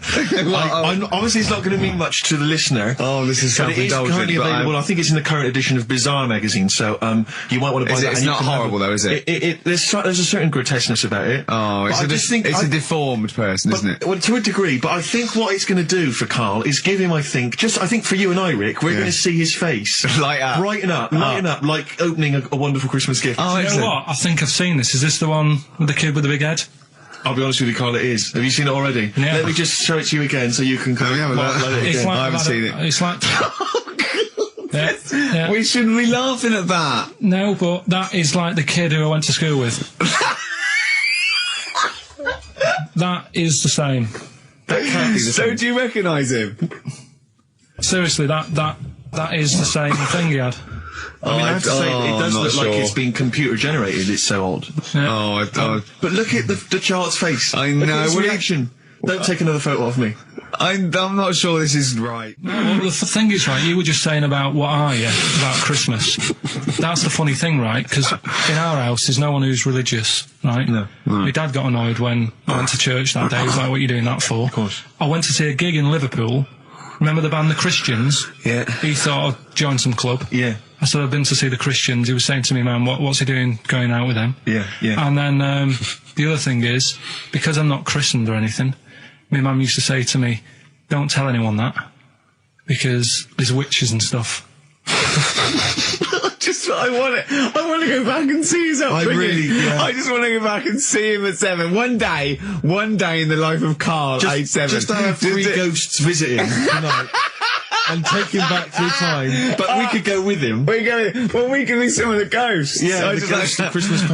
Oh, remember this? That's incredible. Because there's witches. Don't tell me what. Just she thought. So she wasn't Christian, but she thought maybe someone could take your soul because you weren't christened. It's like there's cults and that, isn't there? And if they find out you're not christened, then right.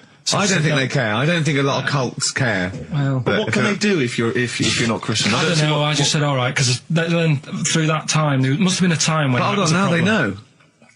Yeah, but I'm older now, so I'm all right. She used to worry about me playing out on the street. Oh, she was worried about when you were naive and stupid and easily led. Well, yeah. No. Good point. No. If a tree falls in a forest and no one hears it, has it fallen over? Any of those? That's brilliant. Yeah, if you leave the room, Rick, what's the sound? Get quieter? Yeah. What's the sound of one leg hopping? Exactly. What we got there, Claire? Do you want some music or I'd love to hear it. bit What more you got? chat? Yeah. I've got the Vines actually. Oh, play it. Nice. Strokes. Someday. I'm already annoyed. I've been here 3 minutes and I'm already annoyed. Yeah. I'll bring back Claire, I'll tell you. No, it's not his fault. It's the whole place. The library's shite. I tried to get... Oh, God. I had to go to Capital Riding. Chill. Fancy that. I had to go to Capital Library to get a couple of records I wanted. Right? Place is falling apart. The email's not working. It's so shoddy. He's had 2 weeks off. On holiday. I mean, they might as well bulldoze this, honestly, because for all the, you know... It is ludicrous. And we get paid peanuts. You get paid, do you?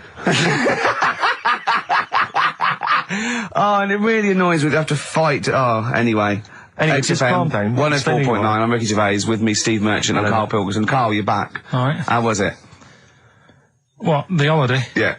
Well, it wasn't all fun, was it? Because my dad was in hospital. Oh, but he wasn't during the holiday. Not during the holiday, though, was he? You came back from holiday and then found that out, didn't you? Yeah, but it happened when I was on holiday. Did you know that, though, when you're on holiday? No, because I didn't take my phone with me.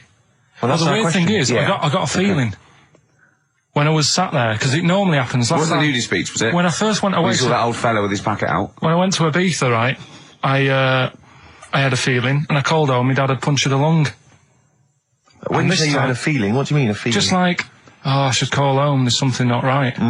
But this time, very specific feeling. How did that manifest itself? How did you get that? What kind of feeling? Is that tingling thing? I'm getting a bit of a lung feeling. Yeah. A bit of a dad lung feeling. That feels like a punctured lung. Hold on. Well, anyway. No, but anyway, the holiday was good. We talked about it last week. Well, let's probe Karl about his holiday, because, that's the sort of thing that audiences will stay tuned for, Rick, I'm pretty certain. Yeah, sure. Find out about you know more about this radio business than me. You hooked them already. Indeed, yeah. Well, also, I'm thinking we've got nothing. So, now. we may as well save that. No, I resent it. I used to put a lot of work in, but no, I think of the money, which is, for me, pretty shoddy. Well, you know what I mean?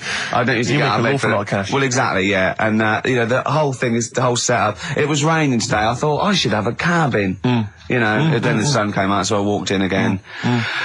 Ah, dear. How are you? But, I'll tell you what, I got a bit criticised last week as well, that I only played ballads and the same songs, so I'm going to rock out this week. I've been down to the Capitol Library to get some good tunes. And, what about a little bit of AC/DC? Oh. Took me all night long. Let's hear it. Doves, Caught by the River on XFM 104.9. I'm Ricky Gervais, Steve Merchant, hello, Karl Pilkington and everything. No, I'm going to be honest with you. Go on. A little bit hungover, didn't feel very well. Yeah. I don't know if I'm hungover or still a bit drunk. I don't feel... You sound like you're still a bit drunk. Yeah, so what I'm worried about... You do every week, so... But what I'm worried about is that the standard will slip.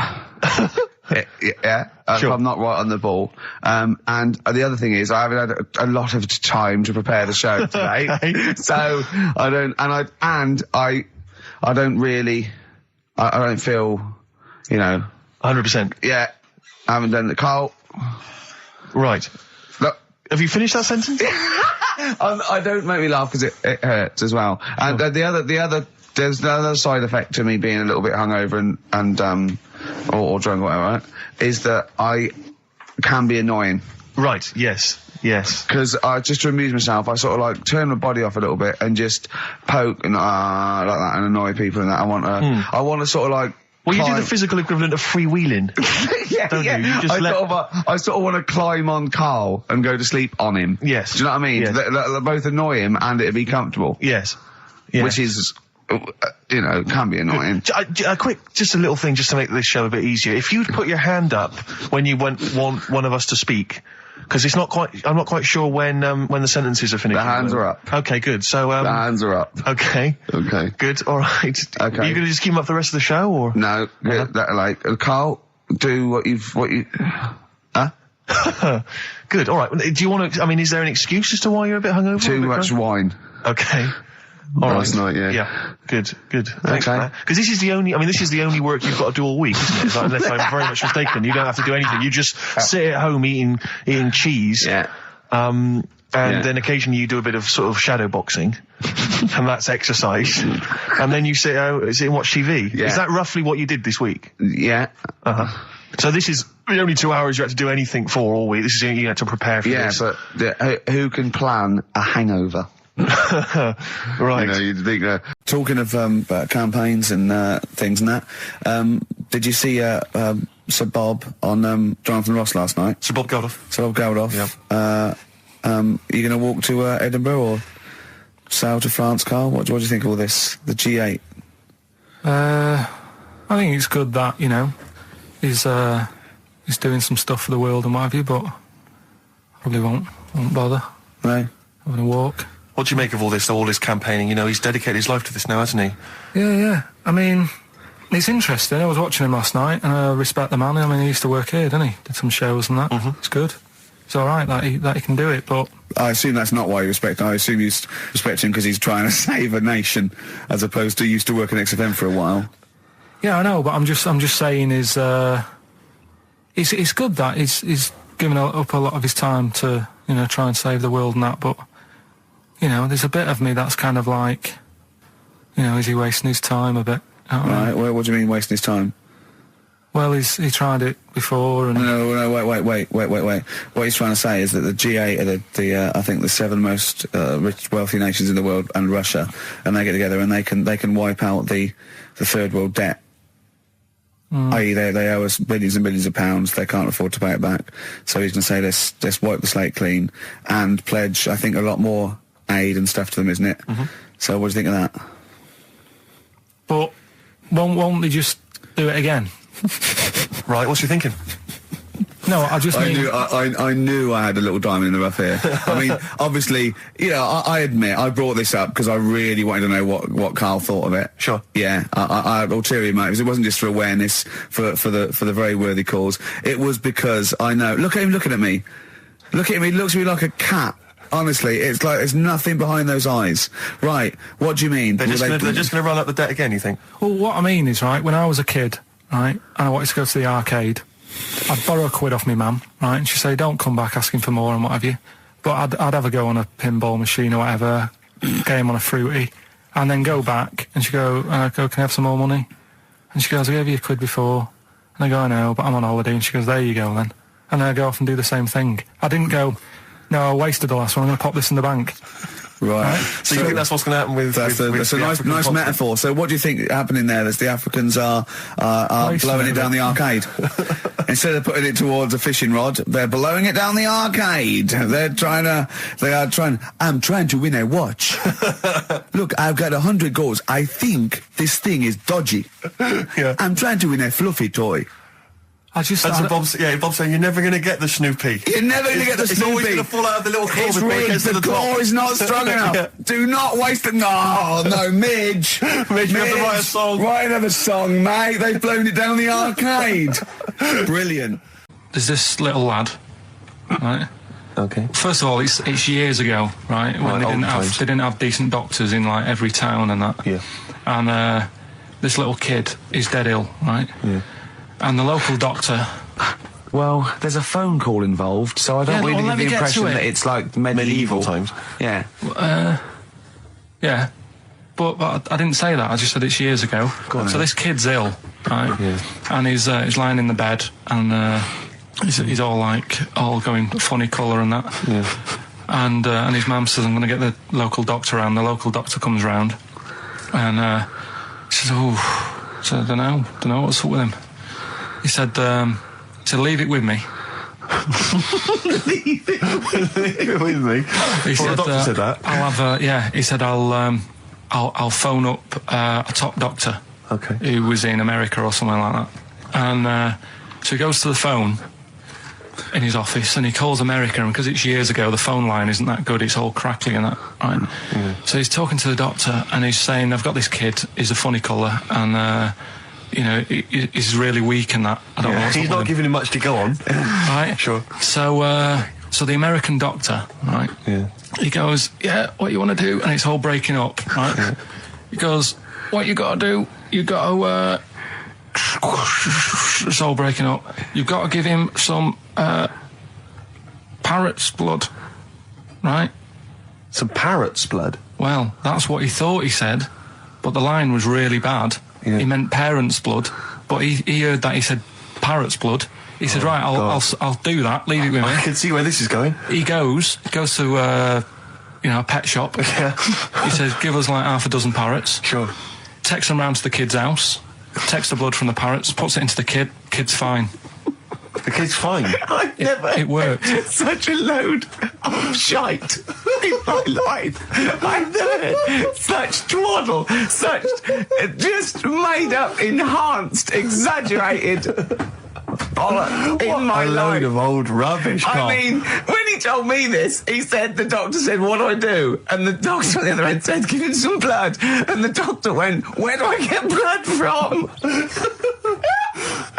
So hang on, wait, I just need to where do I get blood from? Give him some parents' blood. Give him some parents' blood. Give him some parents' blood. Yeah. But hang on, I just need to know where you read this. Carl. Where was this? Where did I you read stitched this? you up. You know what he said? He said, so do you believe it? I went, tell it to Steve. He went, do you believe it? I went, tell it to Steve. Carl. Where did you read it? That was on the internet. An honest mistake by the bravery on XFM 104.9. I'm Ricky Gervais, with me Stephen Merchant and Karl Pilkington, our producer. In inverted commas, heat put. Yeah. They know. How you doing, alright, Karl?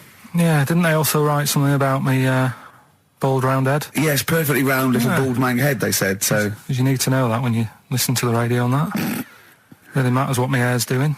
Your hair, have you given it a little sort of polish? Because you look like a cue ball at the moment, and you've had a shave in it. I've never seen such a round head. It actually looks like a plate with ears. Yeah, well, for those that have never seen Karl, I actually, if you remember, I think he looks a little bit like Mr. Spoon from Button Moon. He does. If you've ever seen that show, and also he looks like, you know when they say they find with a little 4-foot human and it's actually 500,000 years old and they give it a name and it's the first, Australopithecus into. He looks like one of them as well. Perfectly round little. He is the missing link. He looks half human, half monkey. Because he's got a slight slouch as well. So yeah, it's like those pictures where you see it going from an ape to a man. He's one of those in the middle. Yeah, and of course his monkey hands, his hairy little wrist to those skinny little things that you can get oranges out of holes with, and it's unbelievable. Why are you so all shaved and polished and everything? Got a wedding.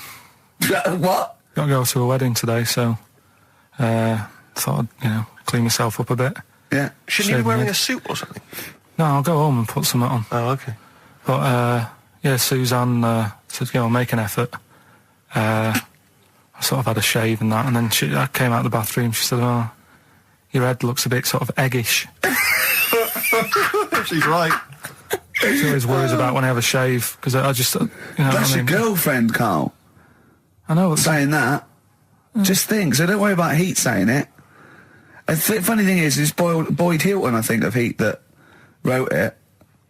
And he's got a little bald head. Yeah, no, don't slag him off. Yeah, but on the end of his review, does it say, written by Baldy Boyd? No, because it doesn't matter, it's a magazine. Don't worry about it. Looking forward to the wedding?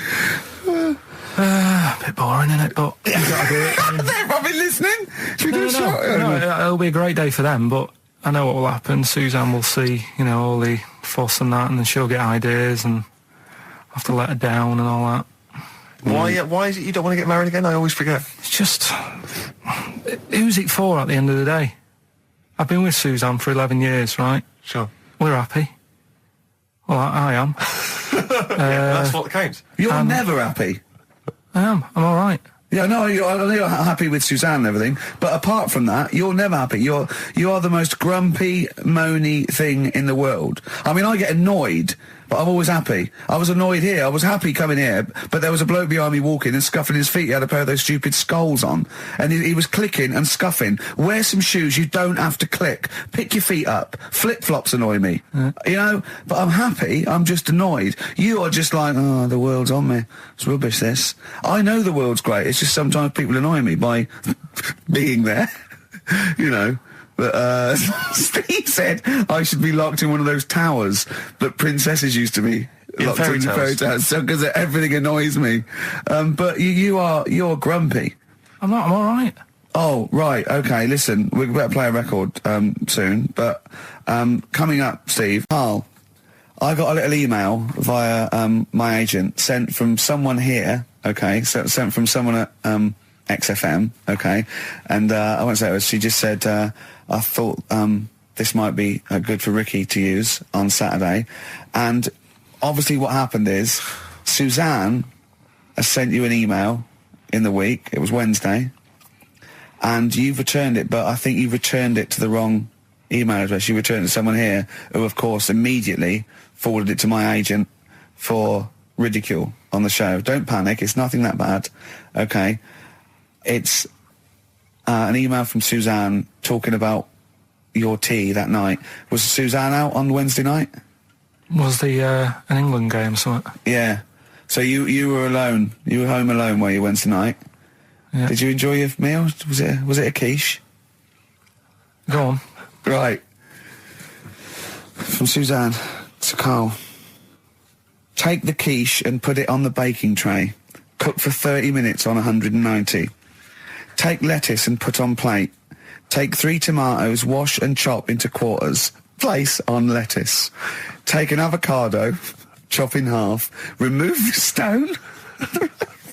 Peel skin and slice. Place on salad. put salt and pepper on, and a dribble of olive and balsamic vinegar dressing. Right? In brackets, small bottle behind the cafetiere.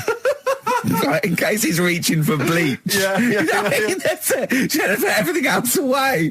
Right? Then sprinkle a smidge of parmesan on top. Remove quiche from oven, cut into quarters, and put on plate. Eat. Oh, wow. Does she have to do that every single time she's out? No, it's just that I'm not that good at cooking, right? And to be honest, that was a lot of hard work. I didn't bother warming it up. And I did without the avocado. Why? Too much messing about. He didn't even do that with instructions. It was too much. But yeah, I'm not that good at cooking. And That's not cooking though, is it, Carl? That's heating up a slicing. quiche. That's good. Cooking it is making the quiche. Yeah, but I'm just. Could you have figured that out if she hadn't left that note for you? Why did she have to tell you what the olive oil and balsamic vinegar was? Because I've put sort of cooking oil on my food once, and I said, oh, it's a bit. It's ever since, right? Years ago. I'm gonna die. Years ago, leaving Mr. Magoo at home. It was ever since I put sausages in the toaster that. What do you mean? I nearly set the flat on fire. Because do you know, like when you're grilling food in a pan and all that? Yeah. Sort of sausages spit and it goes everywhere, doesn't it? And it makes everywhere greasy. In the toaster. So I thought, well, just want to warm them up. Yeah. Bung them in the toaster. Yeah. What happened? And she sort of caught. Well, they got stuck and they got caught on fire. I imagine. She came in just as I was sort of plunging it, and Matty came in from work. Said, "What are you doing? I said, I'm in sausages." Well, the oven isn't on. I know they're in here. What? You turn it off? Panicking and that. But I've never been into it. I've never been into cooking and that. At school and stuff, I didn't bother doing it. Oh, every time Suzanne comes home, she must think, please be the house still there. Yeah. Please not let me hear a fire engine as I come round this corner. Oh, God. She comes and goes, oh, God, thank God. I bet she's always happy to see you when she gets home and you haven't burned the place down or introduced some howler monkeys or something. Unbelievable. What I find extraordinary is there are people who are in sort of care in the community who don't need instructions on how to prepare food. Oh, they do. They can do it. Yeah, you show them once. Yeah, they do. Whatever you do, don't put sausages in the toaster, Johnny. Do you know what I mean? Yeah, and they've don't- learnt it. They don't put sausages in the toaster. Yeah. What did they put their fingers in? But, yeah. Right. Now, go on. Rick, as you know, there's always junk lying around in this studio, and not all of it is Rockbusters prizes. No. And there's, I've just been flipping Some through... is the playlist. Yeah, exactly. And I was just flipping through an old copy of the Guardian Guide from last week. Sure. You know, the little listings thing. Yeah. And, I don't know if people might have seen it. There was a documentary on this week about the transfer of British sitcoms to America. Yeah. And we did an interview for that because I'm remaking the show over in the States. I'm just flicking through and I noticed there's a little write-up about it here. And it says, blah, blah, blah, blah, blah, and it says, quoting me, it says, "We don't care if David Brent becomes a woman," burbles Steve Merchant, eyes bulging with imagined riches. No, my eyes bulge normally. That's not me being greedy, that's you know just that me. thing I did on it when I sort of like rub my fingers together and do that stupid Brent... People take that seriously. I know. Yeah. It's extraordinary. Oh, some people got it, but I think it was something in the paper the next day said Gervais's mannerisms could have been transferred as dollar signs. Well, I was doing it sarcastically. Exactly. I was doing it like that. I was pretending that I just cared about the money. Yeah. So, irony... you see, people say Americans don't get irony. Most people here don't get irony. Absolutely right. That's why they think this show's rubbish. Yeah, I know. We fooled them. Yeah. We've had the last laugh. We Exactly. think it's really good. Exactly. Carl, come on.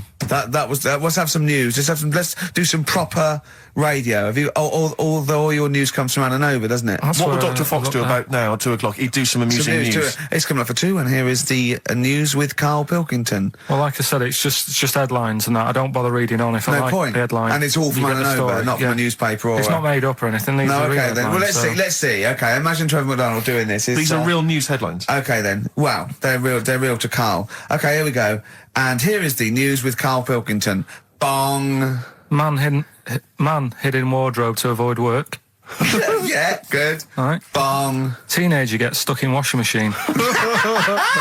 Bong. Dutch man has 2 right feet. Bong. Cow hit by train lands on farmer's wife.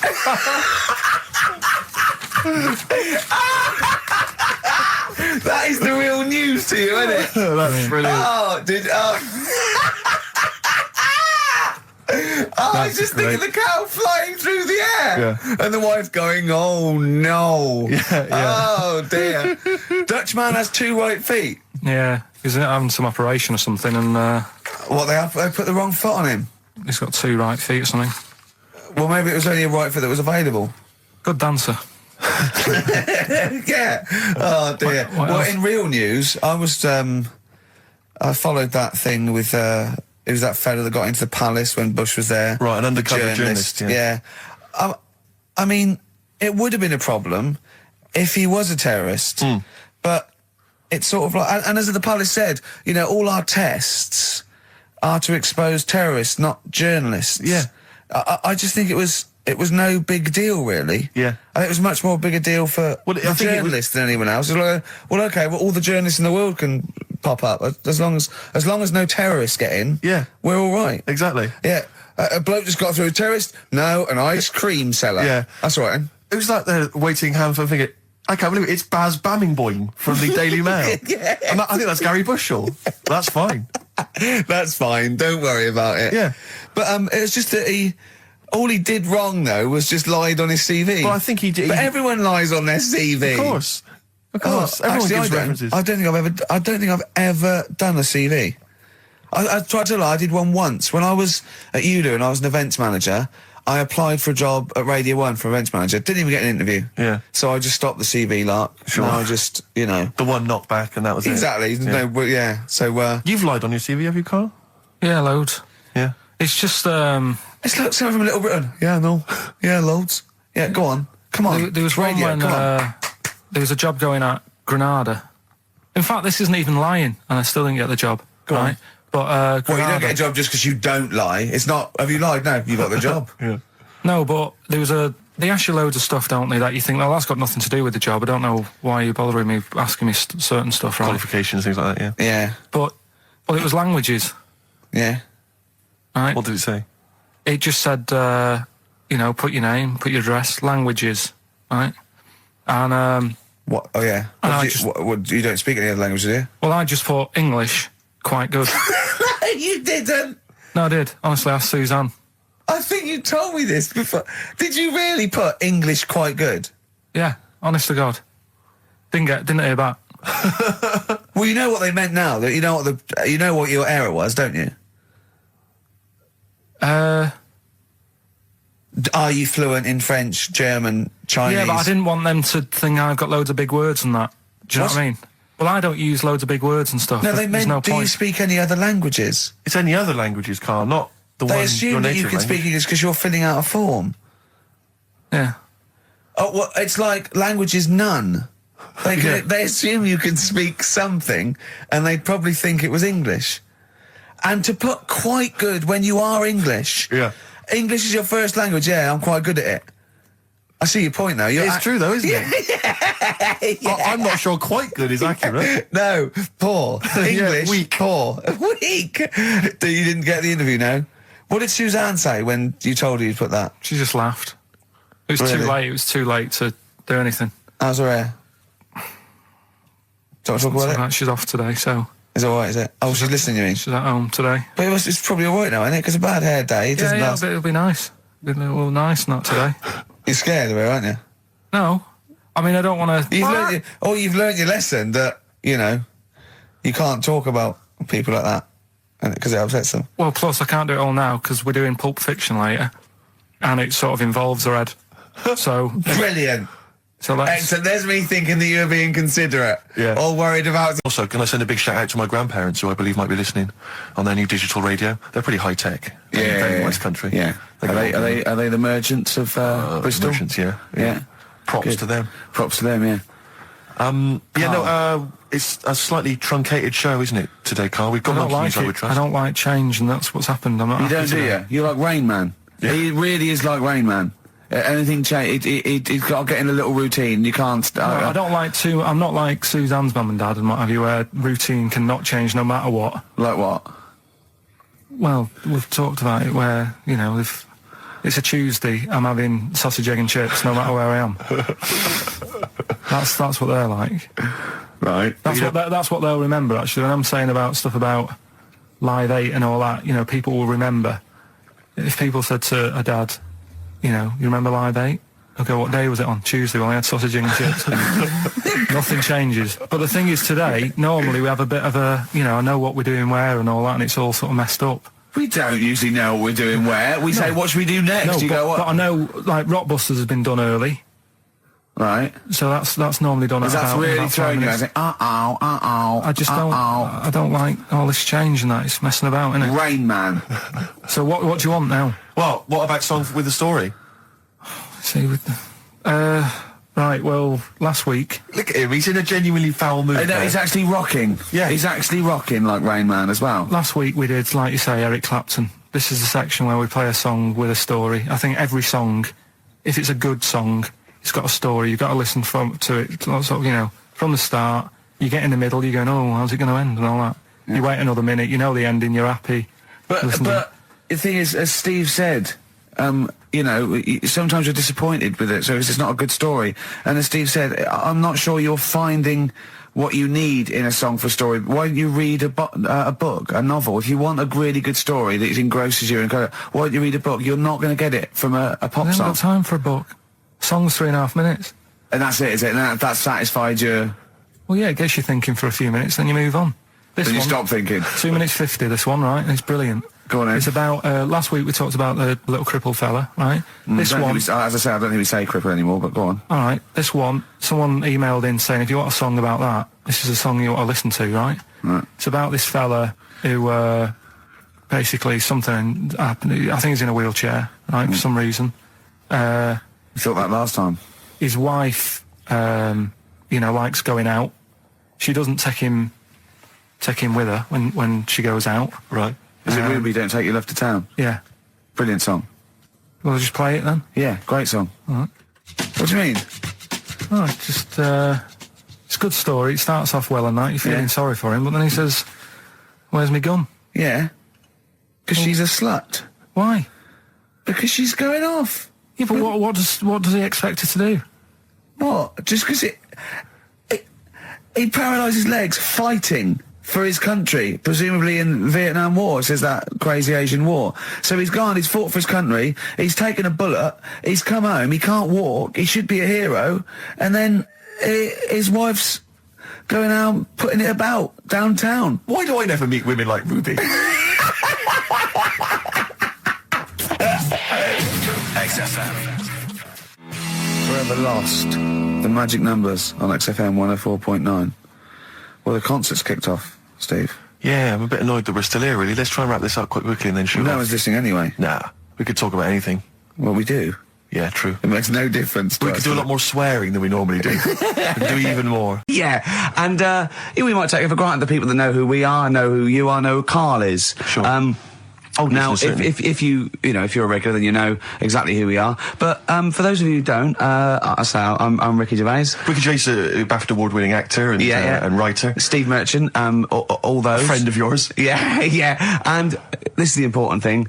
Karl Pilkington. Absolutely. Our producer. I say producer, he was the bloke who was lumbered with a job. When I said, listen, I used to run the desk in the old days when I was like, I used to press the buttons and run the desk and everything. And now I said, listen, I've been on the telly, I do not press my own buttons.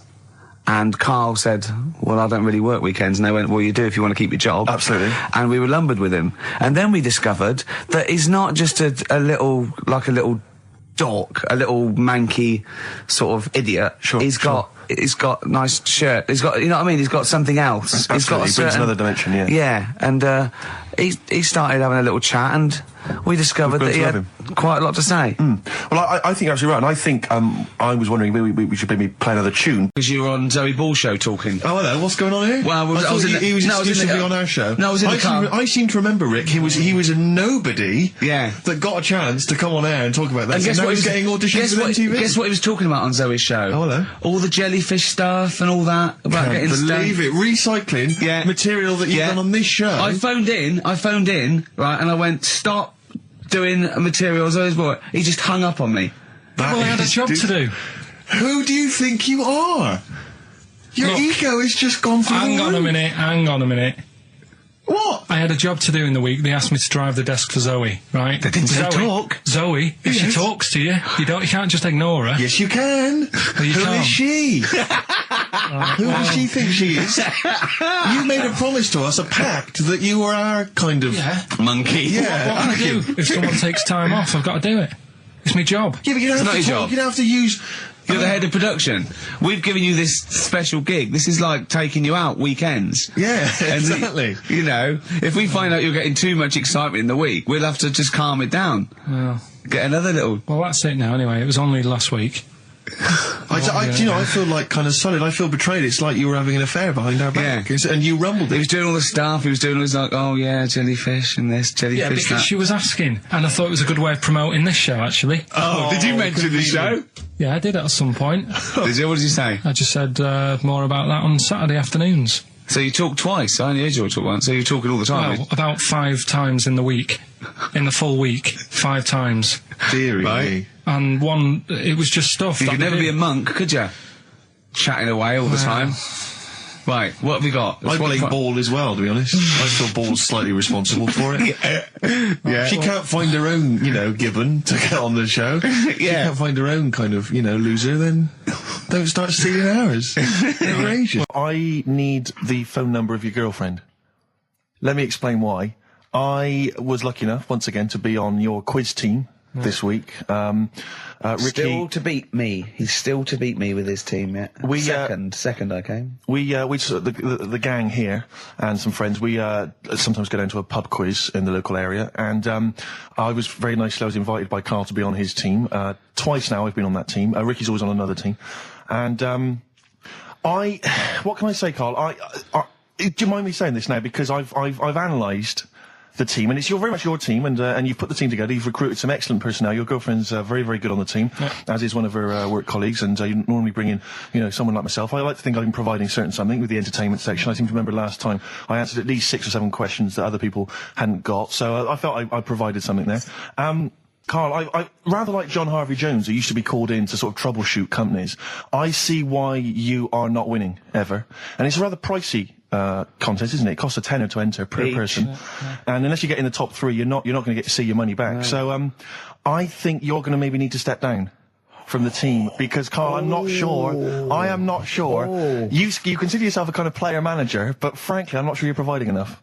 Right. See, this is funny, because as bad as I imagine you are, I don't think Steve would make it into my team, so he's getting a bit cocky here. I want to know what your opinion of him, because he's told me he's great on it. Well, you bang out of order, first of all. Okay. Do you have a good night when you're with us? I tell you what, I wish I'd lost a tenner every time I've come down. That would have improved it. You point out there about the football analogy. Mm-hmm. Alex Ferguson, when did he score a goal? Right. He doesn't. He tells the others how to do it. Right? That's He my doesn't role take in up there. one of the 11, though, does he? No, exactly. It's not like you can only field 10. Yeah. Because we only got 10 again. I want to be in the 11. Exactly. You stop running around in midfield, falling over. Yeah, shouting, oh, what have I told you? Yeah. No. Right. I'll admit, And right? there's a limit of 5 players. We should explain that. That's the point. Yeah, there's only 5 players on the team. players, But it was pretty tricky on Tuesday, though, wasn't it? It was one of the tougher... Tell everyone the one question you got right. Something about... Well, tell us the answer. The 2 words you had to say to get the answer. Danny Minogue. Danny Minogue. That was what you provided, Danny Minogue.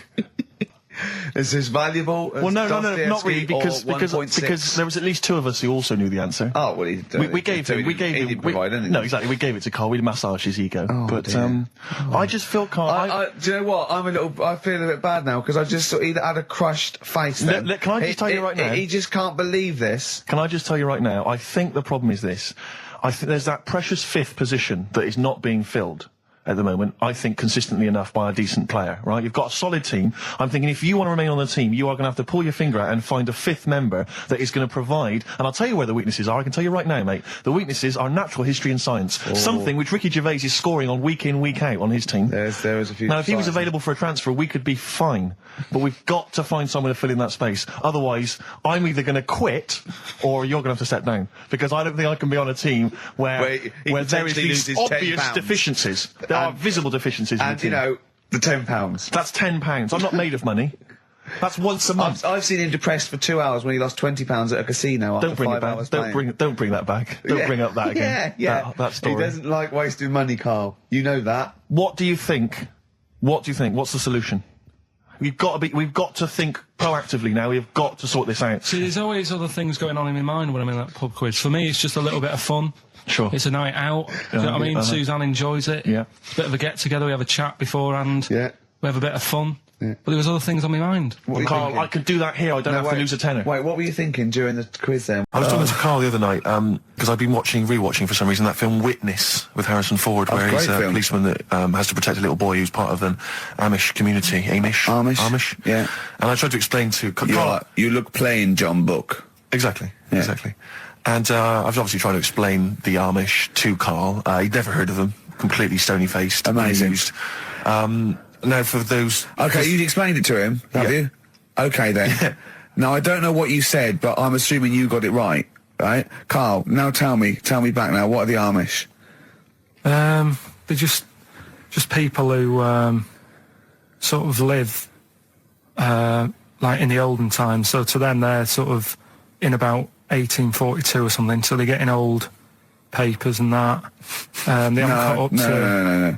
They don't have telly. They don't deny that the 20th century has happened. They just don't want to be part of it. They look up and they see planes and they know what they are, and they go into the town and they see it in the window of Dixon's telly. They just don't want to be part of it. No, they're still living.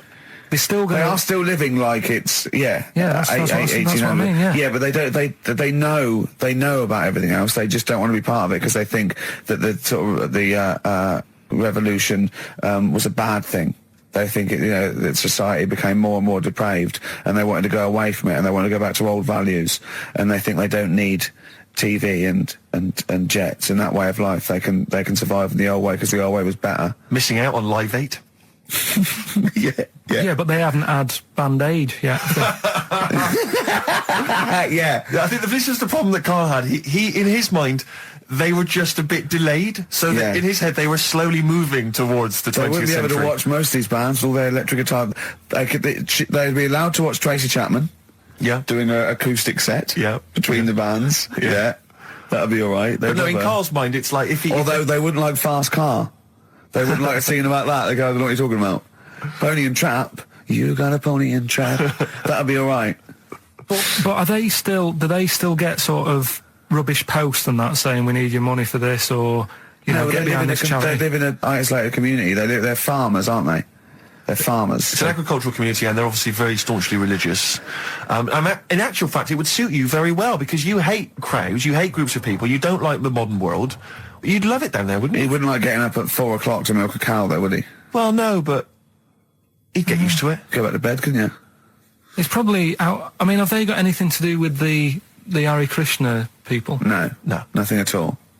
Because out of all the religions, that's I'm not a religious person. I don't understand. You're only saying Hare Krishna because you've got the head. That's the only reason you think it'd be... I'm halfway there. Yeah. But the thing is, out of all, you just what was that? My money just fell out of my pocket where I'm nearly laying down. That's the danger of wearing sweatpants everywhere you go. I'm only ever lying down in a chair. No, I'm I've never been a religious type. If people want to do it, I let them do it and what have you. Good of you. But out of all of them, I want one that's not going to take over your life. I don't want one where you've got to get up 3 times a day and you've got to go and pray and that you've got to get up early. Forget that. It's getting in the way. But if it's something like, I was walking to work the other day, right, across Oxford Street. There's a little Hare Krishna fella there, and he sort of had he had a leaflet and stuff, and he said, are you interested? And I said, what do you do? And he said, well, we're against getting stressed out and what have you. And he gave me a plum. They hand out food for some reason. But I sort of asked a few questions. Just the imagery. These 2 bold people, one of which is wearing an orange smock, holding a plum in the middle. He hands the other one a plum. It's almost like you could imagine some kind of religious painting. Yeah, exactly. Yeah. But what is their sort of main thing? Because he didn't really tell me that much. He was a Japanese bloke, so I didn't know what he was saying that much. Why? He wasn't speaking English. Not very well. he wasn't the best sales bloke to send out for them, is what I'm saying. Yeah. But what's that? Are they? You're saying they're nothing like? Well, I believe Hare Krishna is a kind of as an offshoot of a sort of Buddhist faith. It is. I think they are Buddhist, aren't they? Yeah, and obviously their kind of trademark, as it were, is that they have to say. I believe they have to say Hare Krishna, Hare Krishna in a certain rhythm, in a certain order, a certain amount of times per day. That's why you see them walking down the street saying Hare Krishna, Hare Krishna, because it's actually a sort of religious chant which they're obliged to do. So you see, even if you go into the Hare Krishna faith, you may find yourself, in Tesco or whatever, forced to say Hare Krishna, Hare Krishna. Perhaps out loud, not just thinking it. Yeah, no, out loud. You can put it on an iPod and you couldn't put that on an iPod. No, it doesn't count. No, I think you have to actually say it. So I guess that kind of eats into your social life a little bit. And there's the wearing orange as well. Particularly frustrating, I imagine, if you're in a cinema or a library. A little bit awkward there, midway through. Or Star you Wars, live next door to a bloke called Hare Krishna, yeah, who constantly thinks you're calling him. Yeah, that probably. Yeah, so that's in this. I mean, I don't think we've quite done the Hare Krishna faith its full service there, but so interesting to you. I mean, you got handed a plum. You've been treated well by them. Yeah, well, but he couldn't tell. I just wanted to know how much time it would take up. What are the benefits? What can you do? What can I think the benefits are they probably don't get stressed out. They've probably got that sort of that zen, that chi-ness about them, where they try and interact and quite meditative. Yeah. Yeah. They've got some nice trainers as well, don't they, with their orange. What are you looking for then in a faith, Karl? You say what are the benefits? I mean, obviously Catholicism, you get the communion wine and bread, so... Yeah, but I can afford that. Right. Probably, just, I like the Crusaders. I was forced into joining that as a kid, because a mate sort of joined it, and he sort of said, are you joining? I sort of swore at him. I said, I'm not doing that. Right? Yeah. He said, right, if you don't come with me, I'll tell your mum that you just swore. So I was like, oh. So I went. So I went along, and I used to just go on the Friday when they played, Sabutio and stuff. And then I went on one Sunday, and it was totally different. There was no Sabutio. There was no sort of table tennis. The thing where you hold a thing and knock things over. Skittles. There was all that on a Friday. Went on the Sunday, it was rubbish. He said, right, sit down in this room. They gave me a Bible. Thought, this looks too heavy, this is too big. I'm not interested in this book. And I never went again. I used to hide on a Sunday when they came round. And that's been the only sort of... why did it suddenly turn out to have to hide on a Sunday when they're coming round? Because they wouldn't leave. They wouldn't leave. Who was it? Were they adults? It was well, he seemed like an adult to me at the time, but he was probably about 27. Well, that is an adult. Yeah, but do you know what I mean? He seemed a lot older when I was a kid. Yeah. And he came knocking and that, and he used to say to me, Mum, I'll just tell him I'm ill or something. And he used to hang around to see if I'd eventually come out to play and that. And if I did, I think they would have grabbed me and took me there. I love the idea that for you, religion has to bring with it some kind of gift. It's like, join our faith and you get an alarm clock radio. It's like something like I think religion does bring a gift. Usually, it's the gift of the Lord. Well, the gift of everlasting life, isn't it? And that's the problem with it, A lot of people believe in it because they think. But for Karl, his feeling is like that should be a given. That's safe. I'm definitely going home with eternal life. But what else can I have? Is there an iPod? You have to have a religion because obviously I don't have a religion. I don't miss it, and I wouldn't want one. I'm an atheist, and that's out of belief. That's out of logic, and we don't get into the politics or the morality of it. Why do you feel you need a religion? Why don't you just get a hobby? Well, I didn't want one. I don't want one. I just was saying that. If I was to get one, which one would I go for? Is what I'm saying. I'd like to see you perhaps as a Jew. I think Judaism would suit you well, I think. What are the hours like for that? Tough. Can be tricky. That's what I mean. I don't want anything that's, And they have a day where they don't eat and stuff. I couldn't be doing that. So then they have days when they eat too much? Yeah, but what happens if I'm not that hungry that day? Like I say, I don't like change. No. I like my Cheerios in the morning. I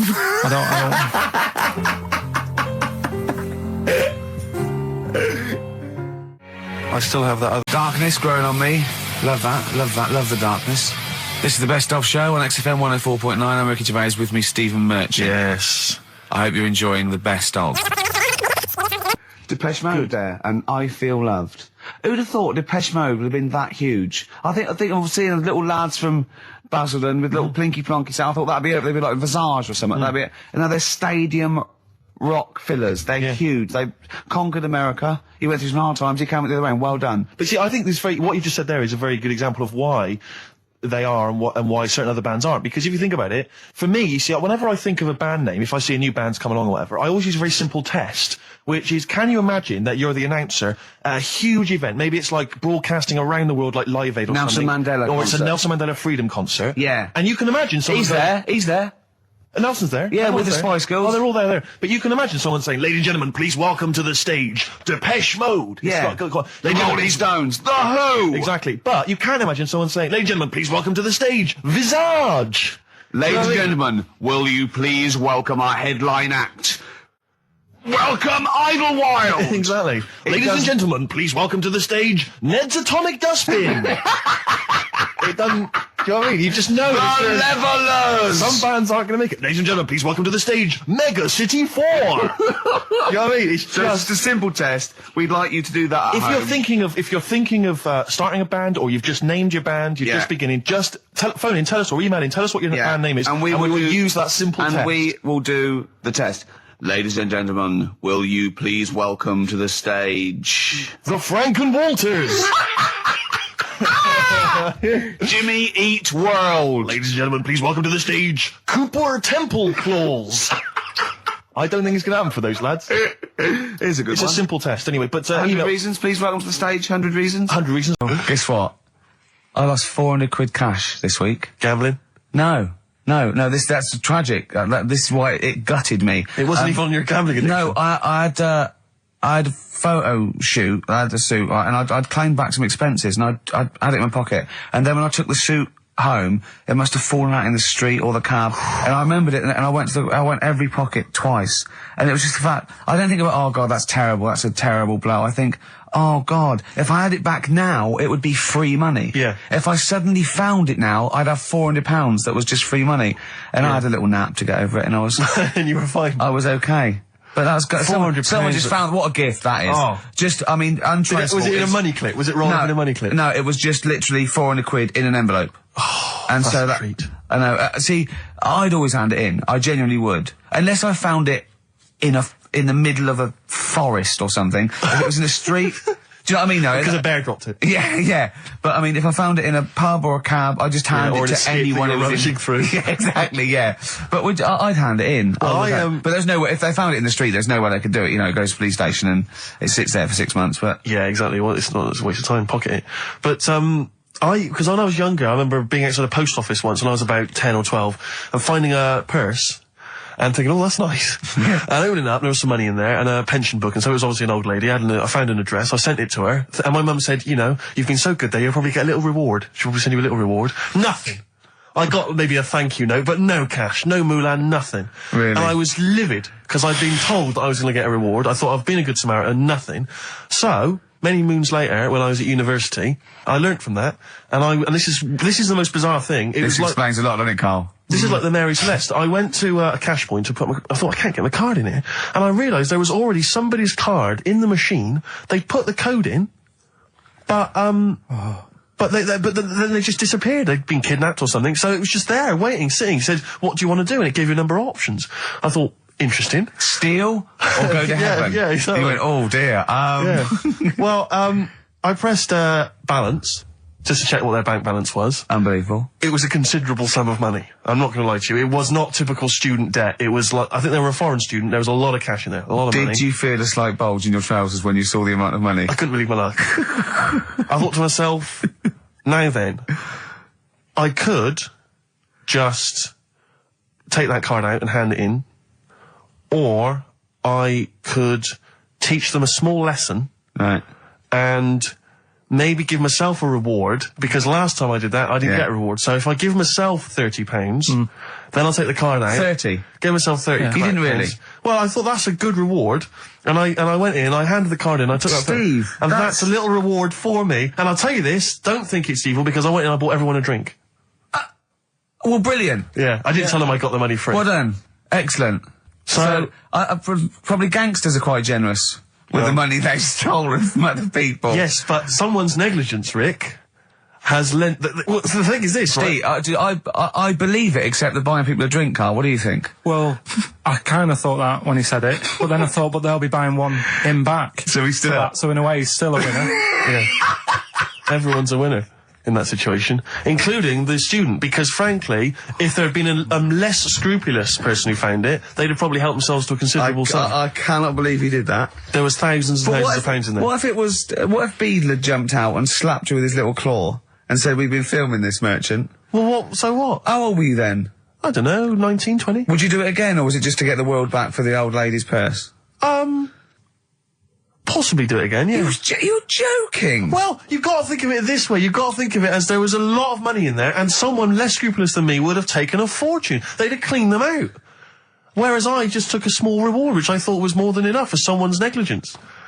And I've returned the car. They've got the car back. Everything's fine. Think of someone else. I could have gone on a spending spree. I could have been buying stuff, all sorts. Yeah, but it wasn't yours at all.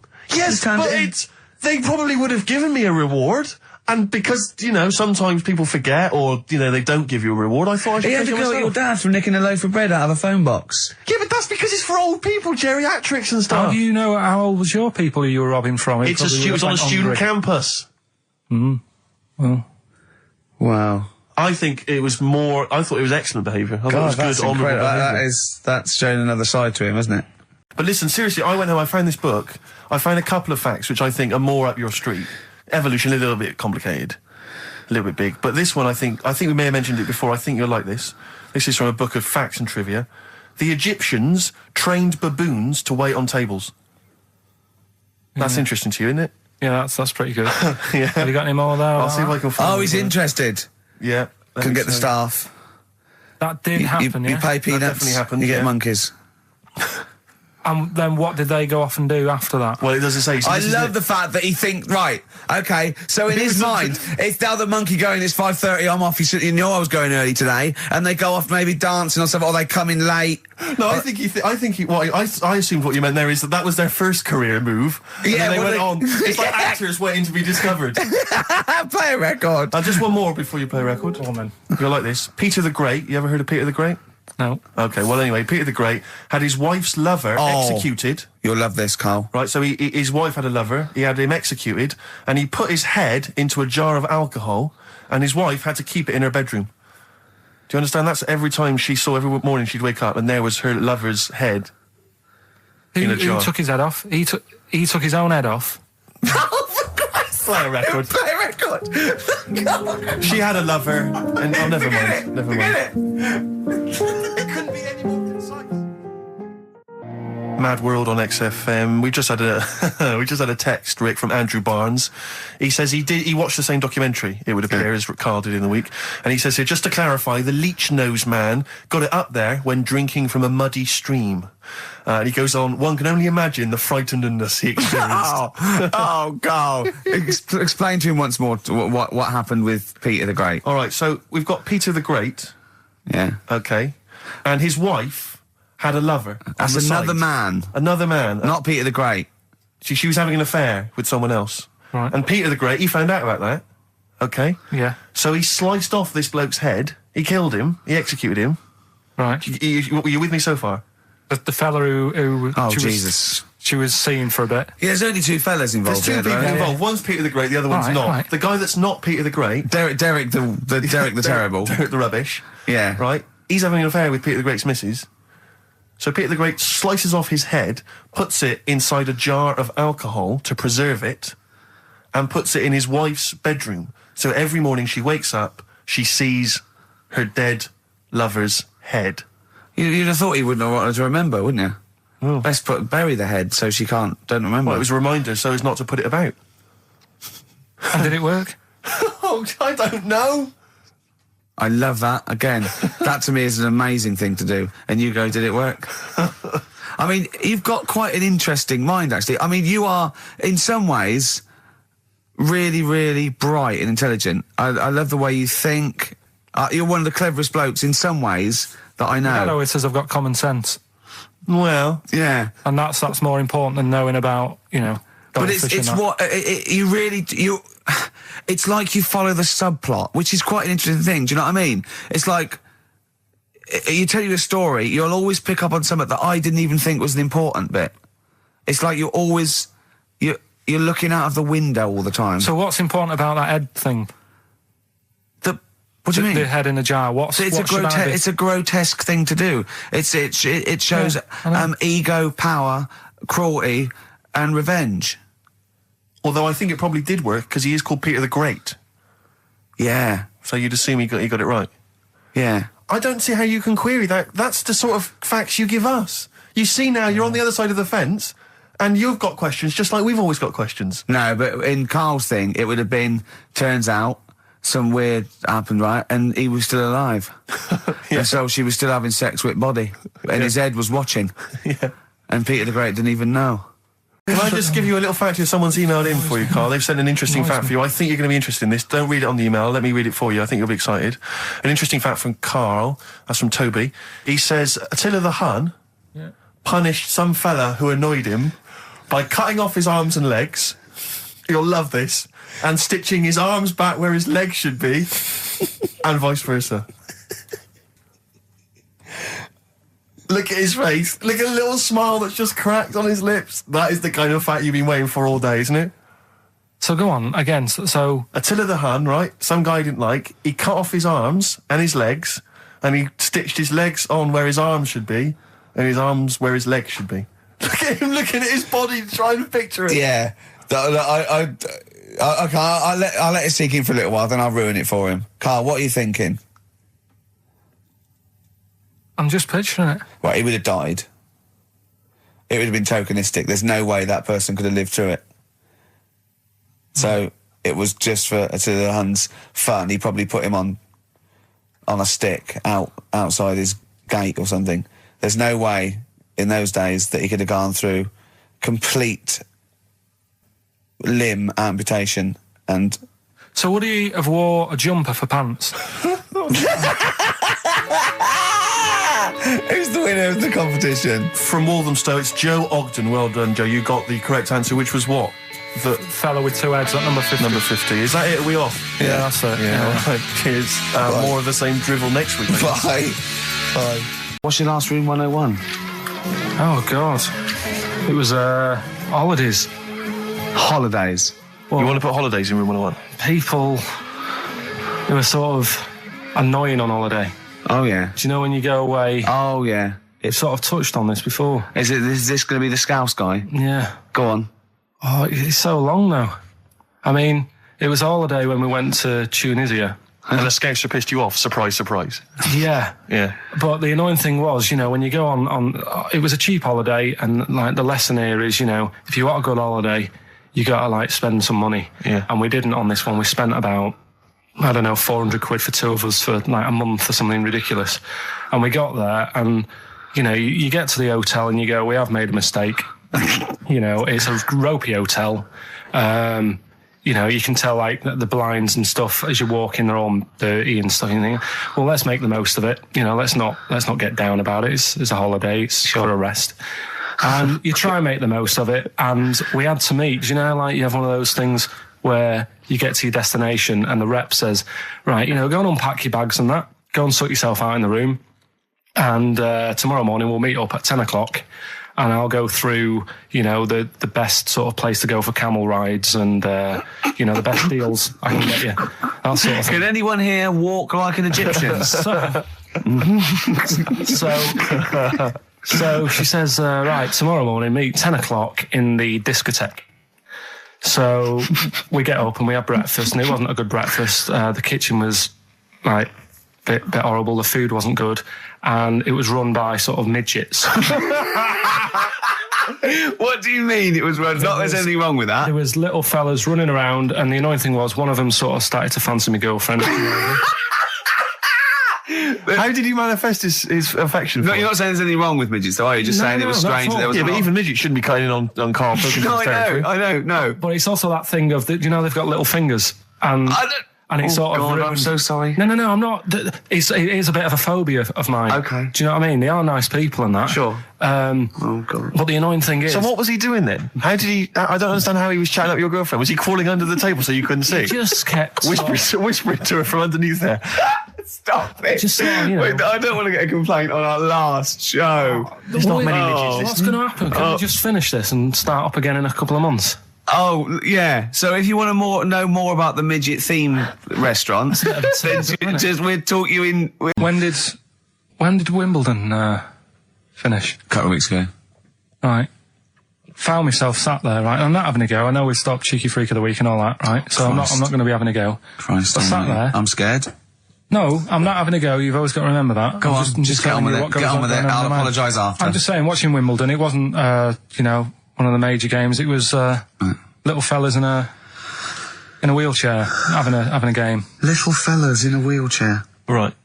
But for me, I mean, great. They're doing a sport and everything. Don't put it on the telly. What was up with it?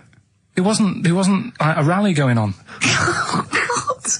No, do you know what I mean? Do you know normally, Christ. like with the well, not to Enman, but with some of the other with some of the other players and that, they're playing for ages, aren't they? It's like, oh, who's going to win this and that? Yeah. None of that. It was just like, hit it, net. Oh, Christ! Oh, God! I don't know what to do! And people would like sat there watching it as well when they've got other games going on in there. That's what I couldn't understand. If you've paid your money to get in, yeah. I mean, like I say, good on them if they. Do you know what I mean? But it would have been. And they all start first in the marathon. I just thought it would have, given the game a swing ball or something. Yeah. You know what I mean? No, yeah, I understand. Oh, God. Yeah. There's never anything on. XFM in the community. Did anyone confirm, actually, I had an email earlier, Swing ball. No, I'm not having a go, though. Tell them. This is what I'm like, aren't I? Sorry, this is recording you as well. What do you mean I'm not having to go tell them? Do you think you just said that to me? That do you think you haven't got a microphone? You just said to London, keep wheelchair sport off the telly because they can't get a rally going. You called them little fellas in wheelchairs. What? And I meant to go, what Carl meant was... What? I mean, what? They can hear you as well. Yeah, I know. It's just that they might think that I'm having a go, and I don't want them to. That's why I stopped Cheeky Freak of the Week, because some people got the wrong end of the stick. Right. And what have you. So, Well, it was funny that a woman was born with deformed legs. They might think you were taking the mick. So anyway, I just was wondering if anyone could confirm. We had an email earlier, I forget who sent it in, but thanks very much indeed for it. They said that the Paralympics began this week, and apparently during the opening show, the entertainment was provided by Riverdance. Now, I don't know if that, I can neither confirm nor deny that, but it does seem rather tactless. Let's play a tune. Ricky Gervais. Don't put my name to this last link. Don't put my name to this last link. Ricky.Gervais, xfm.co.uk. Oh. Magic, Virgin, if you're listening, we are available probably sooner than we thought. Making plans for Nigel. XTC on XFM 104.9. Well, you seem a little bit happier now. Oh, yeah. It was alright. I'm a bit worried. Like I say, the last thing that we just talked about, I don't want people thinking, we're having a go at anyone, because it does do me head in. Because I'm the one who always has to deal with it as well when people do. What? We're just having a chat about tennis and stuff. Yeah, the little fellas in the wheelchair, as you put it. Yeah, what are you worried about? Just that they think we're having a go and that, because sometimes I do have to take calls and deal with it, all this stuff, right? You don't see that. You don't see the hassle I have to go through. No, but I don't often say things where I'm likely to get a complaint. Yeah, but I'm just saying it wasn't meant to be taken badly, do you know what I mean? You're allowed to say you thought that the quality of tennis, because they were confined to a wheelchair, was poorer than, say, Sampras versus Agassi. I don't think that's in question. It wasn't as good a game of tennis. That's what all you were saying. You weren't saying they shouldn't play or... Wreck the grass. No, you'll remember this. When you hear it, it was when Karl said something that was basic. Well, I think for a lot of people it sounded like a lot of old bollocks. Man grows penis on his arm. I mean, why people are constantly losing their penises around the world, I have no idea. But why? I didn't realise it was a bit... What do you mean why on the arm? It's just a graft, isn't it? Yeah, but put it on, like, your buttock or your side. You can't wear a short-sleeve shirt. Why do they've done that before? I don't understand it. Why not just graph it onto the side of your leg or something where it's high up, close to where it should be? I don't know. To get it used to the environment.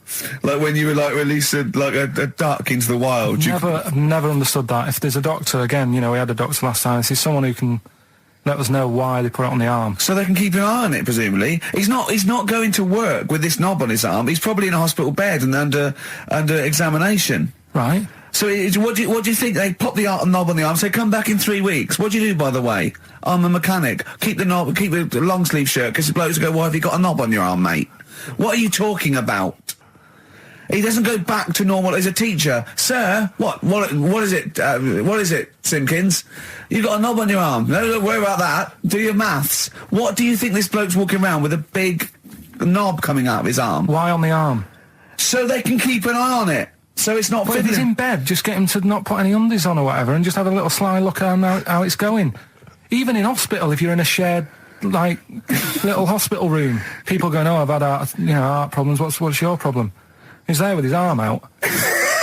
He's got his knob out! Yeah, but I don't think it counts as indecent exposure when they're grafting a knob on your arm, sticking that up the bed. Imagine if he's driving, he's just got it out the window. People driving by. Yeah. At the end of is that bloke giving me the finger? At the end of the man grows penis on his arm story, it says, a Moscow surgeon said the man will be able to have sex in a few months. He said, women will never suspect. But what kind of a doctor talks like that? Yeah. I'll tell you, it's his cock now, seriously. The birds will never know. He'll be able to go berserk. Yeah. They'll never realise we grew it on his arm. That is unbelievable. Will he have a little scar on his arm, do you think? Yeah, I don't get it. Like I say, 83936 if there's a doctor out there. Or indeed if you've ever grown... Or a tailor. Making you a shirt. What side do you wear your cock on, sir? It's on my left arm. Have you got the film thing you're in? Right, yeah, I'm in a film. It's Pulp Fiction this week. Right. Changed it a little bit, tweaked the storyline a little bit. Okay. It's just... To make it better, yeah. It's just do you know I've talked about Suzanne's hair and that? Yeah. About when she got it cut, didn't like it and that. Yeah. So it's sort of about that. Listen to it, there'll be a question at the end. You can win some good stuff. Yeah, well... Right? So, and this is the scene where they're in the restaurant, do you know, when they're about to do the robbery? Yeah, right. So it's not a restaurant, I've changed that, it's a barber's. Right. Alright? Okay. Alright. There you go then. Is there going to be a question after this? Yeah. Okay. Right. Girlfriend came in here earlier. Had a haircut, I'm not happy with it. Look at the state of that. Well, don't laugh.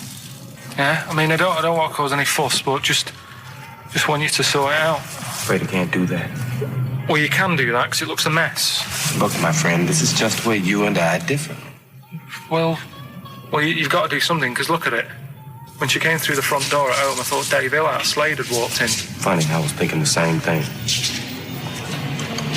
Look, I don't want to cause any problems or anything. She hasn't even seen it properly yet. She sort of had it cut and came straight home and didn't look at it. Suzanne, just look in that mirror. Look what they've done to your head. God damn it, what is it? Suzanne! No! We're not gonna do anything stupid, are we? I'm the manager here. There's no problem. What do you mean it's not a problem? Look at the state of her hair. Be calm, cooperate, and this will all be over in a minute. I want to go home. No, we're not going anywhere until they've sorted your hair out. I'm not walking home with your hair like that. It's embarrassing. So let's just get it... You die. No, forget having it dyed. Just get it cut. Colour's not a problem. Just sort it out. Just get rid of... Let's see what we can do. Right. Good. Look at it. Look at the state of it. I'm trying real hard. Suzanne, just keep your head still there so we can... Just hang in there, baby. You're doing great. I'm proud of you. Just sort that bit out there. Just cut that.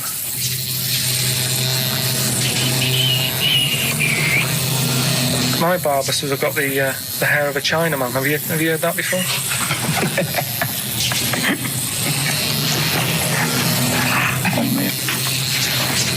What? What's so funny about that? Is it serious or what? Freaking me out. If my answers frighten you, you should cease asking scary questions. It's almost over. There you go. No, it's not brilliant, but that'll have to do, won't it? I reckon we'll have to buy her a hat on the way home. Yeah, that's probably a good idea. Do you think Suzanne's listening? It's alright, isn't it? I like the fact that in that she's represented with a sort of dimwit southern accent. Yeah. Your girlfriend, so I'm sure she'll have appreciated that. Alright, It was nice, yeah, it was a nice... I don't know what kind of copyright infringements. I don't know what your views are on this. I'd love to see Karl. Oh, God, can we get him a job? As Just an agony. ask... Oh, my God, that would be amazing. Right? Well, here's one. I'd like to see your view on this, Karl. I'm a happily married 42-year-old woman with 4 kids, yet I've developed a huge crush on pop star Darius Dinesh. Yeah. It sent my hormone levels through the roof, and last night I woke my husband up at 4 a.m. for sex. We've been married for 20 years and he can't believe his luck. Recently I've been having... I want to go to I'll stop you there. Why are you telling me?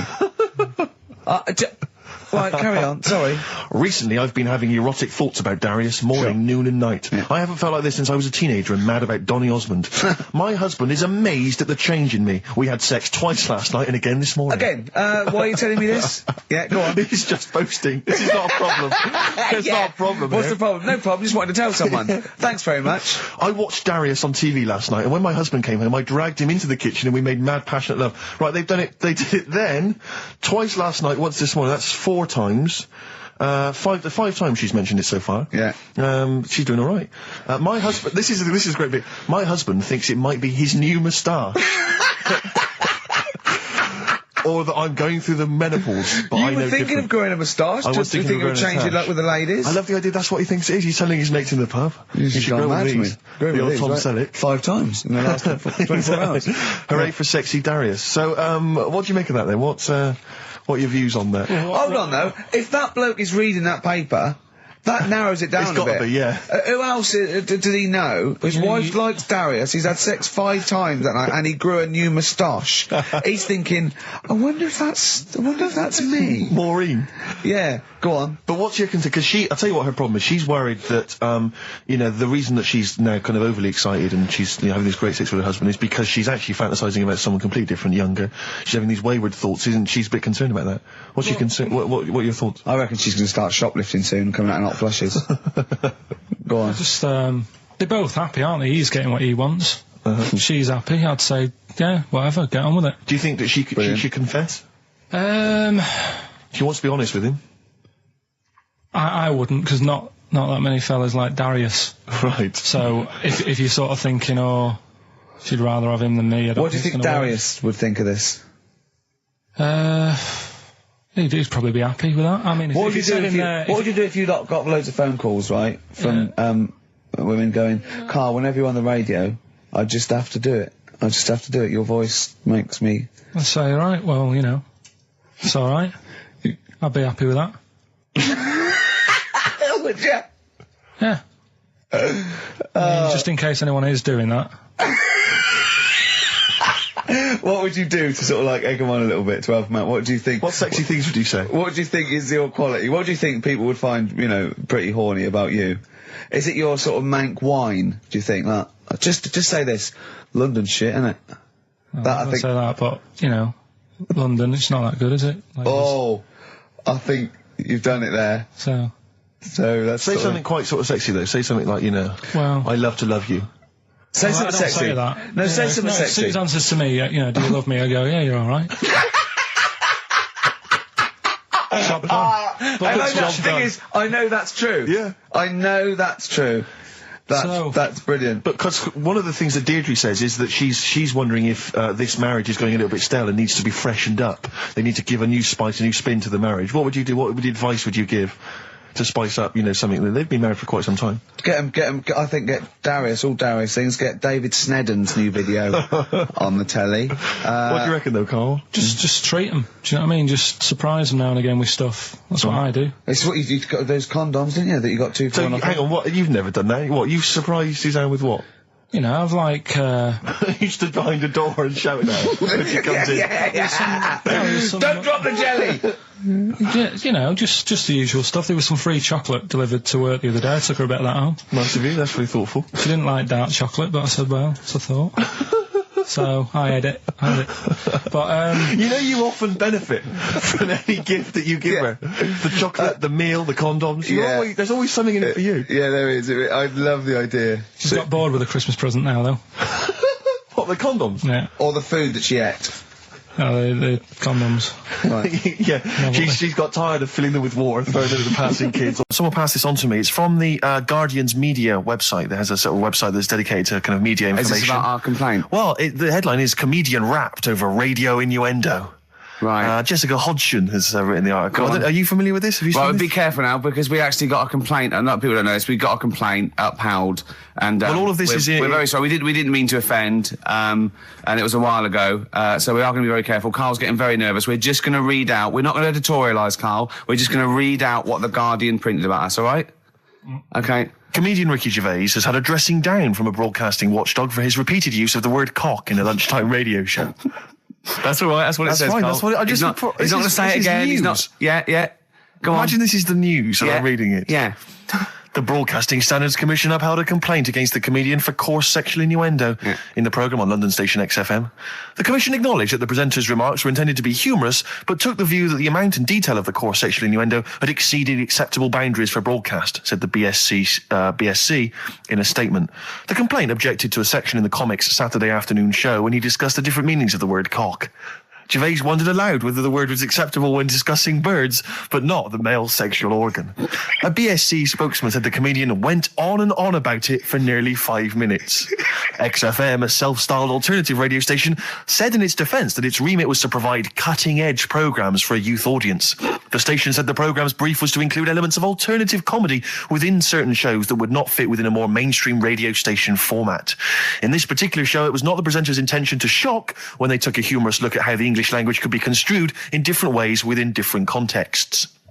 Gervais, whose big break was on Channel 4's 11 o'clock show, has shot to household status through the portrayal of David Brent, the middle manager from hell in BBC Two's cult show The Office. Just in case you didn't know who I was talking about. Yeah, he's a household name, but they just thought you might not have clarify. heard of him, but he is a household name. Now, that's good. That's good reporting, and they're quite right about it. And just to remind people, it was when Steve said the only bird that hasn't got a penis is the swan, and I went on about the male bird being called the cock, but I couldn't use that to mean, and it was childish. But what annoys me is, I'm sure I've heard things on like Radio 1 like that. Or what's what's her name in the morning? Sarah Cox. Yeah, and as there's a DJ like Karl Cox. Yeah, so you got Carl. What's the matter? I'm just saying. You're just saying there's a pair of DJs on, Yeah, but we've done this. And what are you talking about? We're just talking about names. They're just saying the names. Now, I love cocks in the morning. You're a big fan of cocks. And at night. What's the matter with you? Come on, Carl. All right, we've taken it. We've been. Have you actually been rapped over this? No, I don't know what. Have you had means. A dressing down? No. When did that happen? I don't know. I was meant to tell you, and I never got round to it. Okay. Thanks then. So don't do it again. He's back on his campaign to get rid of jellyfish. Why is that, Carl? Oh, did you see the paper yesterday? Go on. There's a jellyfish, right? It's about 15 foot long, about 5 foot wide, and there's a fella swimming next to it, and the paper's going, oh, look at this we've found. There's loads of them in Japan. Yeah. And it's because the water's getting hot, so it's making jellyfish really big. Oh dear. How's the campaign going to get jellyfish get rid of them? What was your point about jellyfish? They don't do anything. There's no point. They get in the way. Fish, yeah. It ruined me holiday because I got stung by one. Yeah. But you think the same thing about Liverpudlians, and we can't just go around, wiping out things that ruin your let's holiday. do the jellyfish first, and then we'll move on to the Scousers. Yeah. But yeah, I don't know what they do, and I'm trying to look on the internet. I've been busy this week. You're jellyfish now, not Scousers. Yeah. You don't I don't know what they do either. To sort of try and work out what would happen with the sea if it didn't work, because they say like if there's no. See, this is what we're talking about. People who listen for the first time, they've got to listen to every word you say. You want to find out what would happen with the sea if it didn't work? If jellyfish weren't in there, do you know what I mean? Because stuff like coral, apparently the sea would be in a right state if you didn't have any coral in it. Fish, do you know what I mean? I always worry about how many fish we're sort of eating. Because you go past... Sorry? No, do you know, like, you go in Marks and Spencer's or Selfridges... There's loads of fish in there. And there's really fancy stuff that you think they've killed that, and it looks good on the counter, pretty impressive. Yeah. But is anyone going to buy it? Yeah. Do you know what I mean? It's a big, like, a shark sat in ice. Yeah. And you go, yeah, they've got like a lot of fish. Sure, you won't go around the Tate Gallery. No, do you know what I mean? I've never seen a big shark sat in ice in Selfridges. They do it, and it's like you go in the morning and you can go back at night, and the same shark sat there, and it's. So you know it's the same shark, do you? It's the same one. So what? Same face? Are you sure he just hasn't lost his mum? And he's just like, he went shopping with her, Christmas shopping, and he's just like, he's stranded, he doesn't know where, he's just waiting. You know I'm right. I've never seen a shark in Selfridges. Well, all right, then say maybe that's one day a week, but on other days they'll have like... Shark Monday. I think, Selfridges. Today at Selfridges is Shark Monday. Yeah. No, it's just that... So your point is that there's all these fish not being eaten. Yeah. So and they're being killed. They've taken them out of the sea, no one's eating them. And you're worried, what, that the sea's going to rise because the more things you take out? Well, we're just going to run out. Because the fish drink it, don't they? And that keeps the water level down. Yeah. No, well, you know what I mean. There's stuff that worries me. You're worried that... Was it you who said that you were worried that... Because, there's sponge in the sea. Yeah. But if they took it all away... No. Is that him? That's a Stephen Wright joke. Is that Stephen Wright? What was the joke? Sponges grow in the sea. That kills me. How deep would it be if they didn't? We're talking about embarrassing stories and stuff, and I don't know if I've told this on the radio before. Have I told you, Carl? I'm not sure. But this was when I was working at the BBC. This is not even long ago, and I'd moved to London, and I was fairly new in London. And I was working at the BBC, and I had this BBC hire car, and I've never told it. If there's anyone listening who works for the BBC, I don't know if I can still get in trouble for it. But this BBC hire car, and it was like I'd been ferrying kind of actors and people and production people around all day in this car. And I was driving back, it was quite late, it was about sort of 7 or 8, and I was driving back, and I pulled in to get some petrol to fill up the car every day. And I went into this garage to fill up some petrol, and I was there. And these two blokes came in a white van, right? They pulled into the forecourt, and I was filling up the car. And they went, "Hey, do you want to buy a couple of speakers?" And I said, "Yes, I do." Yeah. Because, to tell you the reason, it was like I was so flattered that they thought I'd be the kind of bloke who would, A, need some kind of classy speakers, and B, would like to buy them on the sly. Do you know what I mean? Yeah. I thought, they like the They've seen me. They've seen I look a bit of a hustler. Exactly. Yeah. I'm a street sort of guy. You can see by the way I use my walk. Exactly. Yeah. So I couldn't believe my luck. So they drove behind the garage, the little sort of garage bit at the back, and I went round there, sort of casually went round there, sort of locked the car, went round there. They went, open the back. You had 2 speakers in there. I said, "Are you sure these aren't knocked off, mate?" He went, No. We work for Dixon's. This is a story he spun me. We work for Dixon's, right? And we're delivery men. And if we make a delivery and the person's not there to sign for the goods, then we have to bring them back to the warehouse. But if we can sell them on the way back, then that's really good for Dixon's. Dixon's must love that. And instead of thinking, are you sure some kind of troubleshooter didn't... I mean, did someone go into Dixon's and go, you're not getting in the garage forecourt market? Jones. Exactly. Get a couple of lads in a white van. Exactly. Yeah. So anyway, I sort of bought this story, and I was a little bit dubious, and I went, right, let me hear them then. And he wired them up to the car stereo, and boom, boom, boom, they're playing. So it was some groovy hip-hop. I was thinking, great, these guys know what I'm into. Yeah. And he's giving me the talk and stuff. And I said, I'm a bit worried these are knocked off. He went, no, listen, we got a bloke at Dixon's who can confirm this is fine, right? Phone him up, use my mobile, right? And quote this reference number, right? So I phone out, and I goes, I go, hi, some guys here in the garage forecourt trying to sell me some speakers. Just wanted to check. He went, it's fine. I went, should I just read the reference number or whatever? He went, if you want. And X14, and I'm like, yeah, it's fine. Yeah. Okay. You know that was, don't you? That was actually Mr. Dixon himself. Exactly. Yeah. Exactly. So I'm thinking, well, they sound great. They're giving me for a knockdown price. I'd say they were like 400 quid. They were like 200 quid or something. It was a good bargain. I was in the market for some speakers as well. Yeah. So, while they were loading them in... It's all kosher. I phoned Dixon. Exactly. I phoned Dixon. That's fine. Yeah. So while they're loading them in the back of the BBC hire car, right, I'm in there paying for the petrol, right, and the guy who's serving goes, all right. He goes, what were you doing around the back with those blokes? Right? Because obviously there's security cameras filming this whole transaction, right? And he goes, what are you doing around the back? And I went, brilliantly, there's some old mates. Some of my mates were just having a chat and that. He went, oh, right, okay, like giving me obviously the evil eye. So I went back to the van. So I'm in the car now, and I'm driving with one of the blokes who's in the van with me because I didn't have the money on me. So I had to go to the cash point to get the cash, right? So I'm driving with him, and the other guy's following me in the van, and he was like a northerner like you, and he's giving it all the, all right, I tell my girlfriend's a DJ, she's got some of these speakers, they're fantastic, and he's giving me this. And then my mind starts working. Now that I've got a bit of time to think, I'm thinking, wait a minute, this all sounds a bit dodgy. Yeah. It dawned on me, Rick. You know, fool, are you? You're streetwise. Exactly. streetwise, Steve. Not only that, I was thinking, how am I going to get them home? I've got to drop the car off at the BBC. How am I going to get these huge speakers back to where I live? And how can I pay for them? Because I've just spent £100 on Find the Lady with a couple of blokes in the square. It seemed like a fair game. Some of his friends were winning. But so I explained to him, I said, how I can't get them back to like Brixton where I was living at the time. He went, don't worry, give us an extra 20 quid, we'll take them home for you. Oh, that's good. Deliberate. They do a whole service, you see. And there's also a backup guarantee. Did they have the guarantee, the 3-month guarantee? They didn't. No. But so I said, I'm not sure about that. He went, well, why don't you put them in a cab, send them back, and your housemates can collect it? I was like, oh, no, there'd be no one in.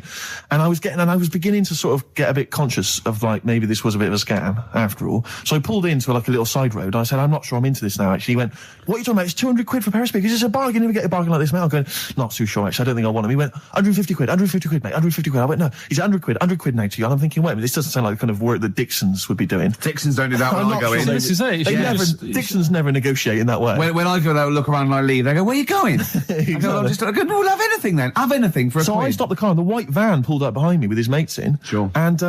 And I said, can you get them out? I'm not interested. And he went, 100 quid, mate. Oh, and he was just going, you tosser, you obviously want some speakers. And he was having a go at me.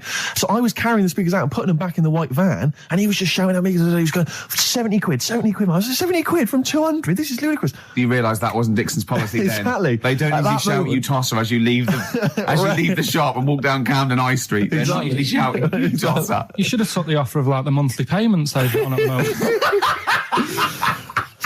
So eventually I put them in there and I sort of knocked the deal on the head and I got back in my car and they were in theirs and I just looked in the rearview mirror and they were punching the dashboard like with aggression and venom, like we let that deal slip through our fingers. And I've never been so terrified in my life. I just sat there and I was just thinking, oh my God, all I was thinking now is what if I go back to the BBC and they go, we've had a call from the police, the man at the garage, he saw you doing a dodgy deal. I love it. Yeah. Well, what you do is you put the hire car in a drain in your front garden and then go in and out of the toilet, just pouring bleach down or Ajax and then never know. Good time's gonna come, innit? Right, Carl, come on in, educating Ricky. So, don't let the cat out of the bag, that's where that comes from. Comes from a crafty butcher. Right, go on then. So the next little headline is, Wash Up With You. Wash Up With You, go on. You want to know about that? Yes. It's a survey that they did this week. They? Yeah, some university did some survey. Brilliant. Did a world test on washing up. Yeah. And each country were given 140 pots to clean. Brits were the quickest. Yeah. Yeah. Turkey were the slowest at washing up. The Turks. It's not because the little fellas that work in the kitchens with no... Is it? They can't reach. Spain were the cleanest, and the Germans were pretty good as well. So... I don't know where to start with this. Honestly, Steve, I don't know where to start with that. Sorry, what was that? Wash Up With You, that was it? But was that it? Survey of washing pots and pans. I didn't understand. You said Italy were the cleanest. No, Spain. No, Brits were the quickest. Yeah. We were the quickest, but Italy was the Spain was the cleanest. Turkey were the slowest. Yeah. Spain were the cleanest. But why weren't we clean then? Because we were washing up. Why were we not paying attention to the We bits did it of dirt? rubbish. We did it quick. We did it quickly, but I don't understand what it was being rated on. Who was doing it? Was it Annette Newman or Ainsley Harriott? She's quick. Both of them are quick. Yeah. Well, they've got like kind of loads of slaves that do it for them. Did we use fairy liquid? Don't know. It didn't have. Did we use a whole bunch of Boy Scouts? Didn't say that. Just like said, it just said, that. Who had the softest hands? Who had the softest hands?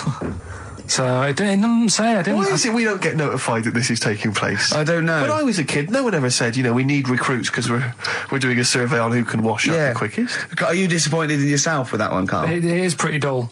To be fair, and that is why we've got to bring in either con merchant or a wine merchant or shut up at your face. Yeah. Same thing happened when I was at school and I had to play drums in Little Donkey. I didn't tell my parents, right? But my dad turned up anyway. And what happened? He How old were you, Carl? Well, it was the school that I used to go to. Oh yeah. You went. Well, you used to go to the school you used to go to. No, but what I mean is, I didn't go to secondary, did I? So I missed a lot of that. Sure. But primary, I liked. Oh, it was all colouring in and stuff. Yep. And it was a Christmas play, and I managed to get a part in it. And, did you audition? No. Got a part in it, and I should have been playing the drums to the one about Kings. We Three Kings. Yeah. I was meant to be doing that, but Little Donkey came on, And it was one of the... What do you mean came on? That was like next up on you know, the next song. Right. And it's one of them songs that you can't help sort of... Tapping along to. Yeah. Do you know, like if I was to go, Yeah, you'd have to finish it with... Yeah. Do you know that they actually send that into space? Do they? And... What, hoping that aliens will respond with that? Yeah. They do that. Because apparently it is one of them things that you can't help. What, even if you're an alien life form? Yeah. They know that, do they? Yeah. But anyway... What, because they watch Star Trek or something? Hello. Knock, knock. Yeah. No, seriously. Is it true, like, if you send out knock knock into space, they have to say... Augie, Augie, Augie. Oh, that is great. Seriously. Oh, hold on, what's something out there? Was a little green fellow? That is great. Yeah, so anyway, That is Little Donkey is like one of them tunes that you can't... And I was there and I had the drumstick and I thought, oh God. The drumstick! I could feel myself. And anyway... Just wanted to do it, yeah. I started going along and playing Little Donkey, which I wasn't meant to do. But it went down such a storm. What, were there people like parents and that dozing off, and then suddenly they heard your version of Little Donkey, and they thought, wait a minute, now it's really picking up. What do you mean? I'm glad we paid £1.50 for this. What do you mean it went down such a storm? I'm going, hold on, was it like when People have Ringo... lighters in the air. You know, like when Ringo joined the Beatles, now Yeah. going, boo, Pete Best, but he went... Yeah, And I went, whoa! Oh, God. But the teacher just said, oh, it went down really well, you can do that again tonight. Right. When you're in it again. But anyway, so my dad was there, and you hadn't told him about this performance, so he just turned up off his own back. I never took the letters home and stuff to show my mum and dad, because it just put me off. So, anyway, he turned up, don't know why, he must have heard from someone else's dad. Yeah. He turned up, and he swore about me, which... Did he? I don't... Could you use a word that's allowed to be said? The word? Of course it is.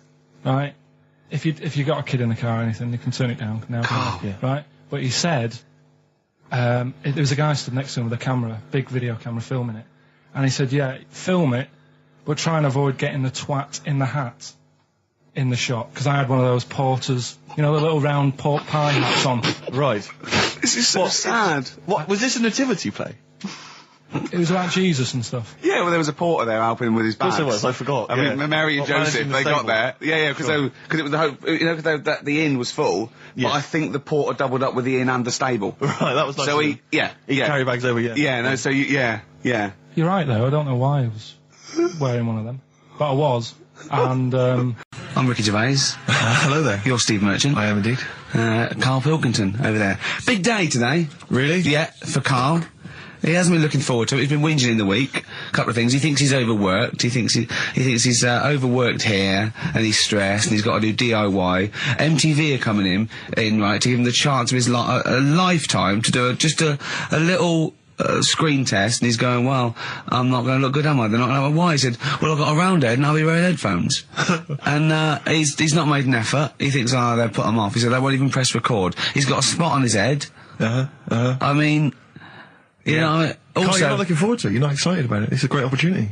why is it a great opportunity? To get on MTV? No, but... Look, money for old vote. Yeah, but look what's happened to people like Jeremy Speak, or whatever his name is. And all Jeremy that. Speak, yeah. Yeah, and... yeah, slightly different. Why is it? Well... See? You're making it in the industry, and you've got something to give. He happened to be around when they were filming an airport. Well, do you see the difference? Alright, the other one then, who's on a boat.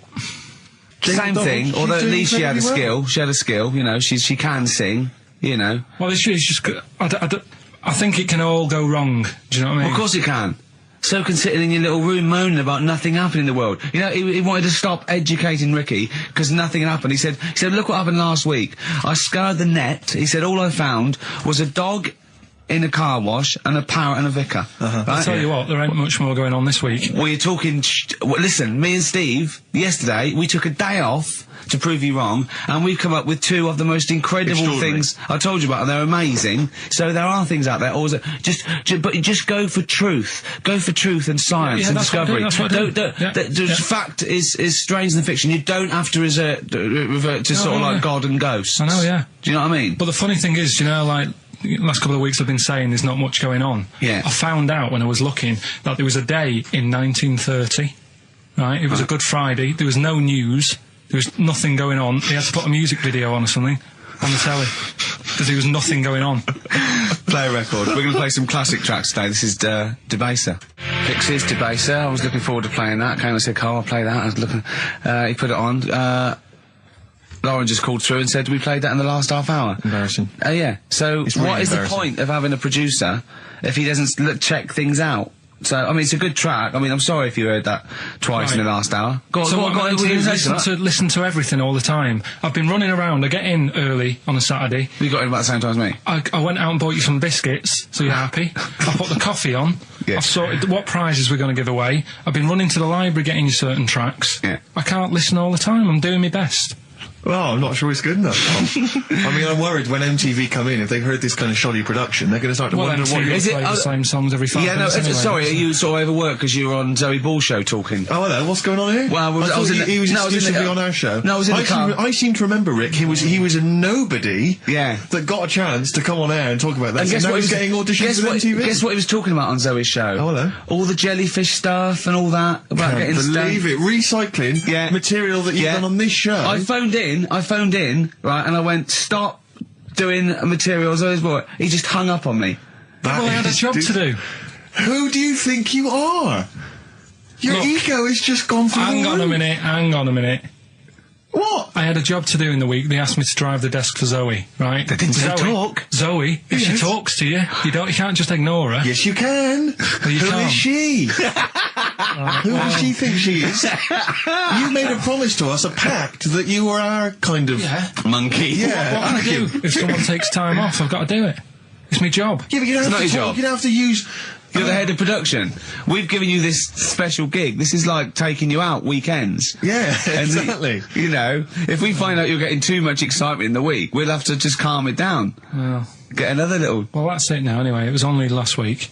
Do you know, I feel like kind of solid. I feel betrayed. It's like you were having an affair behind our back. Yeah. And you rumbled He it. was doing all the stuff. He was doing all this like, oh yeah, jellyfish and this, Yeah, jellyfish because that. she was asking, and I thought it was a good way of promoting this show, actually. Oh, did you mention the show?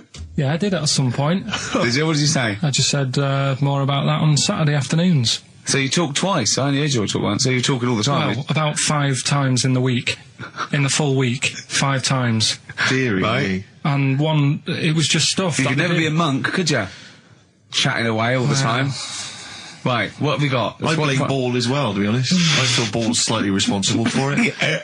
Yeah. She can't find her own, Gibbon to get on the show. She can't find her own kind of, loser, then don't start stealing ours. Outrageous. Well, coming up, right, Yeah, we've got maybe all- we'll get Fat Boy Slim in. Indeed. Next Yeah. Saturday, if you're listening, Slim, Yeah. come in on the show. What's his name? Ernie or something? What's his name? Norman. Norman. Oh, yeah. Right. Ernie! Yeah. I don't know. that's great, Ernie Ball. Yeah. No, he wouldn't change his name. Good. That's me just turning on my phone, because I want to read to you a text Right. that I got from Carl. I think you sort of sum up the holiday in this text, don't you? Do you remember it? Can't remember. Let's have a look. Let's have a little look. Let's go Instantly, through what it. did Suzanne, your girlfriend, make of it? Similar view to you? That they should fill in the holes? Yeah, it's just that thing, you see, I went on a coach trip, right? And you go and see the volcanoes. Like I say, there's 36 of them. Yeah. Which, how many do you need? And when we're on the coach going round all these volcanoes, the fella on the front's going and look out your left window at the moment, and there's a volcano. And if you quickly look out at the right-hand side there, there's another one. Right. And on the left, he's just like, all right, we've seen it. Sure. Do you know what I mean? Yeah. And that trip, I mean, we'll talk about that trip in a bit. Right, this is the text I got from Carl, right? Alright. Been up to a volcano. Been in some dead artist's house who built his house in the lava. They said they would show me science with volcanoes, but all they did was chuck some water in a hole and it shot up in the air. No dwarves in the canteen, no scousers here, but there is a Swede woman with a big head. She looks effing gormless with a cap on. Alright? So a little reference there to... A Swede woman? What's that mean? Do you mean Swedish? Yeah. Or she looked like a vegetable? No, I had the Swedish woman. But they've all got sort of quite big bill, aren't they? And I sent him a text. Oh well, it's just good to be on holiday because I'm working. He sent back. So am I. Just been watching Sky News. There is a school for monkeys who want to get a band together. Is that monkey news for later?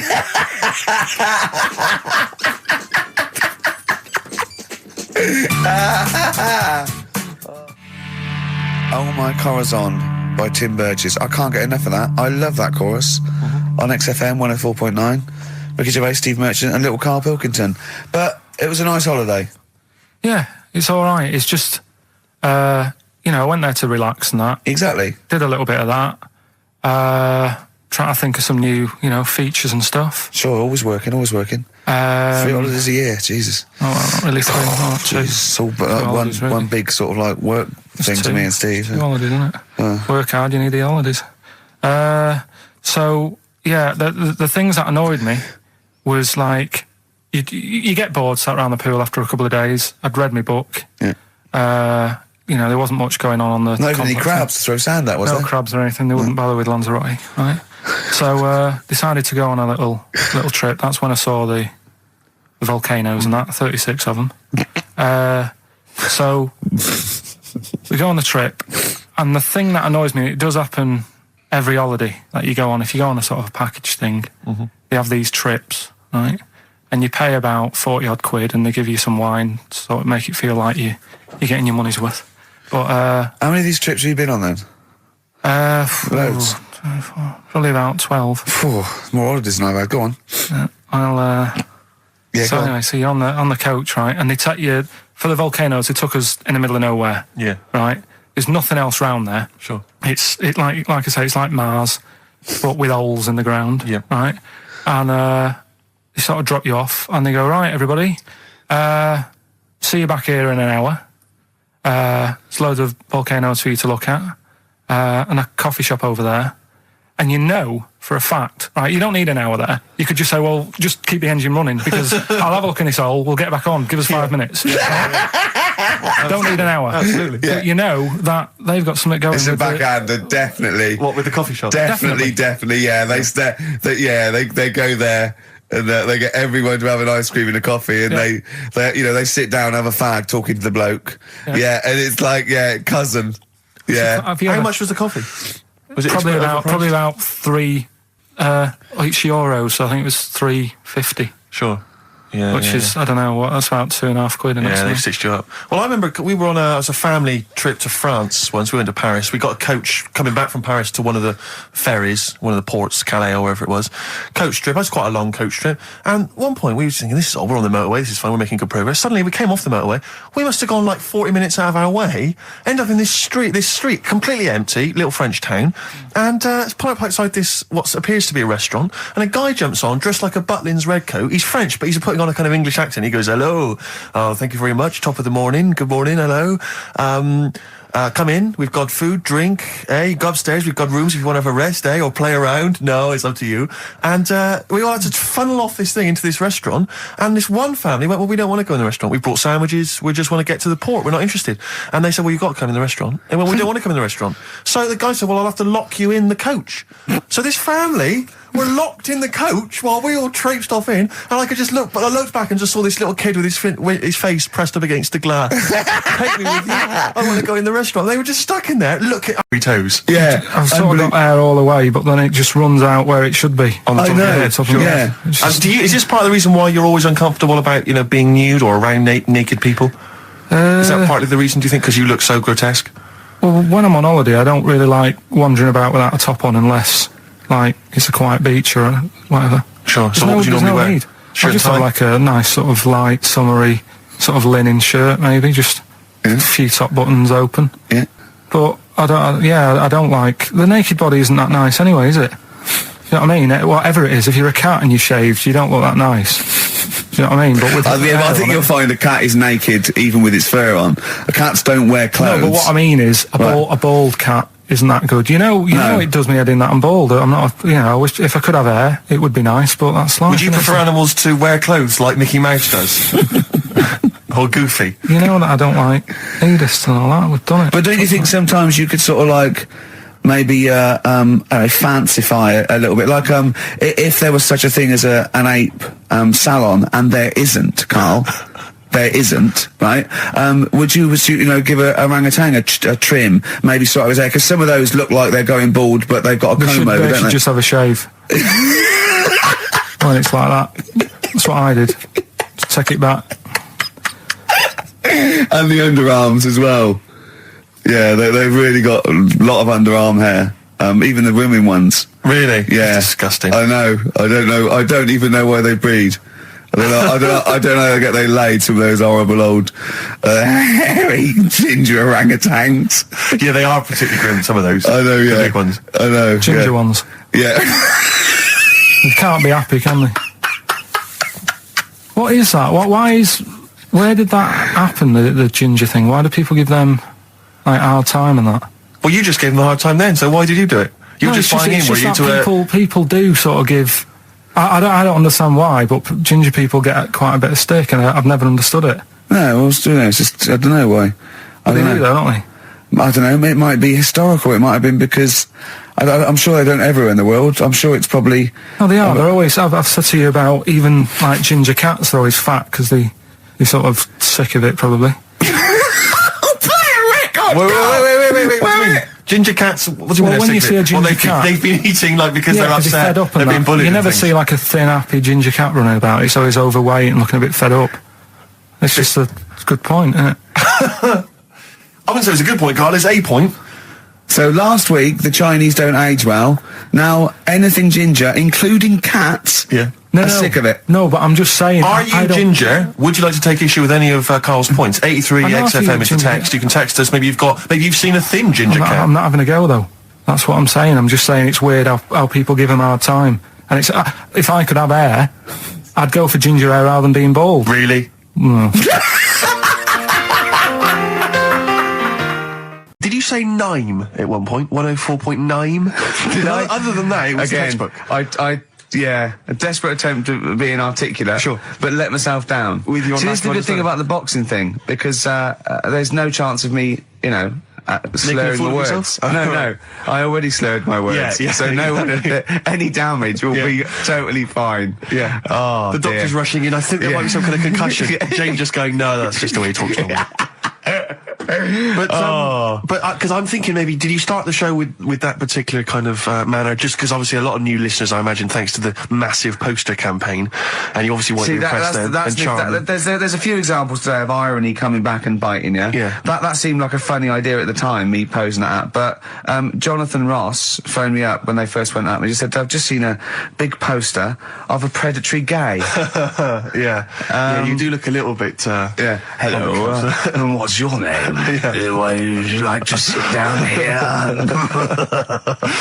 And then you're in the background. And also, I think the funny thing about having you as a partner, I mean, the only good thing is that you look weird and tall, like too freakishly tall and lanky. Oh, yeah, but in that one, no, because your background and you're smiling, you don't look as weird as you do in real life, or as freakishly tall. So it sort of ruins it a little bit for me.